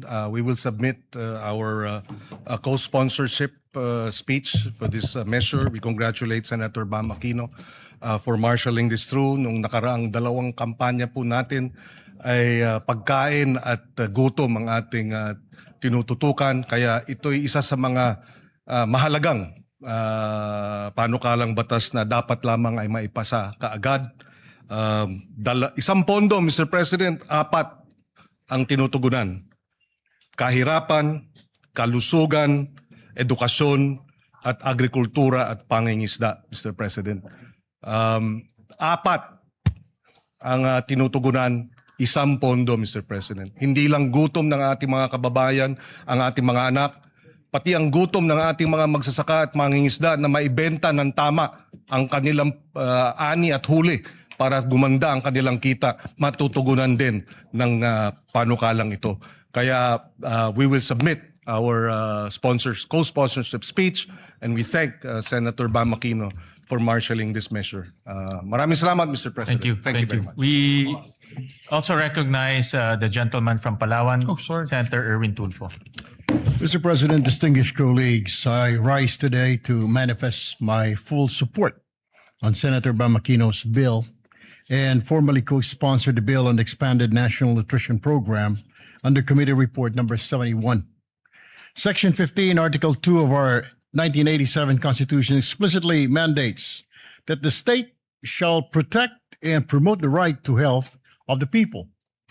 Yet, despite our past legislative efforts, we are cognizant of the stark reality that child malnutrition remains a formidable crisis in our country. Under Republic Act number 11037 or the Masustansyang Pagkain para sa Batang Pilipino Act, our national feeding program is currently limited to a period of 120 days. Mr. President, this is simply insufficient to sustain the nutritional requirements of our growing children from prenatal period to their school age years. Hindi naman po nawawala ang gutom at malnutrisyon pagkalipas ng 120 days. Sa katunayan, karamihan sa mga kaso ng stunting ay nagsisimula sa unang yugto ng buhay ng isang bata. Kaya kinakailangan ang tuloy-tuloy at pangmatagalang interbensyon. It is for this reason that I also filed Senate Bill number 1471. Through this measure, we seek to extend the national feeding program. Furthermore, this bill represents an opportunity to simultaneously uplift another marginalized sector by harmonizing this measure with Section 11 of Republic Act number 11321 or the Sagip Saka Act. We mandate the direct purchase of agricultural and fishery products from accredited farmers and fisher folks cooperatives. Mr. President, by linking our national feeding initiatives directly with our local producers, we combat the hunger that impairs our students' ability to learn, and we secure reliable livelihood for our agriculture sector. Win-win solution para sa ating mga mag-aaral at magsasaka. I therefore co-sponsor this vital measure and earnestly urge my distinguished colleagues to please support its swift passage. Maraming salamat po, Mr. President. Majority Leader. Thank you very much, Mr. President. Mr. President, we congratulate the sponsors for this timely measure. We were talking about it with the Senate President really quick, just a quick manifestation. We have one of the shortest populations in Southeast Asia. There was a study recently made, and I read about it. Short in height, Mr. President, because of stunting due to malnourishment and malnutrition. And the fact is that we're a basketball-loving country. So if we do not address this, sayang naman yung pagmamahal natin sa basketball. As a matter of fact, nilampasan na po tayo ng leaps and bounds ng Vietnam and Thailand. The children's height or the height average of Vietnam and Thailand, matatangkad na sila. Because early on, they had the promoted the school feeding program and nutrition program. So I'd like to thank Senator Joel Villanueva and Senator Bam Aquino for this measure, Mr. President, and we hope to pass this as soon as possible time. Majority Leader, Yes, with Mr. just a short manifestation, with the intervention of the Senate, Senator Bam, and the rest of our colleagues, we managed to increase the feeding program in DepEd to 28 billion pesos. So right now, ang target this year is to have universal feeding for kindergarten, grade 1, for 180 days. No? So araw-araw mapapakain na sila. And this bill bodes well with that budget because we need to institutionalize that. No? And kaya timely ho itong bill na ito para ma-institutionalize yung budget na inilagay ho natin. No? Thank you. Thank you very much, Mr. President. We need to do this and act on this measure with haste. Mr. President, I move to suspend consideration of the measure to allow our colleagues to study the measure further. Is there any objection? Hearing none, the aforementioned bill is hereby suspended. Mr. President, we'd just like to designate, before we suspend for the CA, we'd just like to designate the members of two bicameral conference committees that will happen very soon. I move that the Senate President rather designate the Senate conferees to the Conference Committee on the Disagreeing Provisions on Senate Bill number 1981 and House Bill number 4744. These are the bills on Private Basic Education Vouchers Assistance Act, Mr. President. Is there any objection? Hearing none, the following are designated conferees on the disagreeing provisions on Senate Bill number 1981 and House Bill number 4744. Senator Bam Aquino as chairperson, Senate President Win Gatchalian as the author of this bill, and Senator Joel Villanueva. For the minority, Senator Lauren Legarda and Senator Camille Villar. Thank you very much, Mr. President. Mr. President, I move also that we proceed with the Senate President's designation of Senate conferees to the Conference Committee on the Disagreeing Provisions on Senate Bill number 1966 and House Bill number 6636. This is the bill institutionalizing the Assistance to Individuals in Crisis Situations Act. I so move, Mr. President. Is there any objection? Hearing none, the following members are hereby designated as Senate conferees on the Conference Committee on Disagreeing Provisions on Senate Bill number 1966 and House Bill number 6636. They are Senator Erwin Tulfo as chairperson, members for the majority, Senator Ping Lacson, Senator Lito Lapid, Senator Vicente Soto III, and for the minority, Senator Bongo. Thank you, Mr. President. And also for the record, Senator Kiko Pangilinan would like to be co-author and co-sponsor of the committee report of Senator Bam, as well as yours truly, Mr. President, if I can be made also co-sponsor and co-author. of So the same. recorded. Thank you. And Senator Rafi Tulfo as well, Mr. Yeah, President. so recorded. Thank you, Mr. President. Mr. President, I move that we also we have the list of the minority members to the CA so that they can also participate in today's commission on appointments. This list had come from the office of Senator Pia Cayetano. Mr. President, I move that we elect the following senators as members of the commission on appointments on the part of the minority: Senator Rodante Marcoleta, Senator Christopher Bongo, Senator Amy Marcos, Senator Lauren Legarda, and Senator Jinggoy Estrada. I so move. Is there any objection? Hearing none, the motion is approved. And also, Mr. President, pursuant to Article 6, Section 17 of the 1987 Constitution, I move to elect the following members to the Senate Electoral Tribunal on the part of the minority: Senators Pia Cayetano and Senator Robin Hood Padilla. I so Is move. there any objection? Hearing none, motion is approved. With that, Mr. President, I move to suspend session until 3 o'clock in the afternoon to allow us to have our Commission on Appointments hearings this afternoon, Mr. President. I so move. Session is suspended.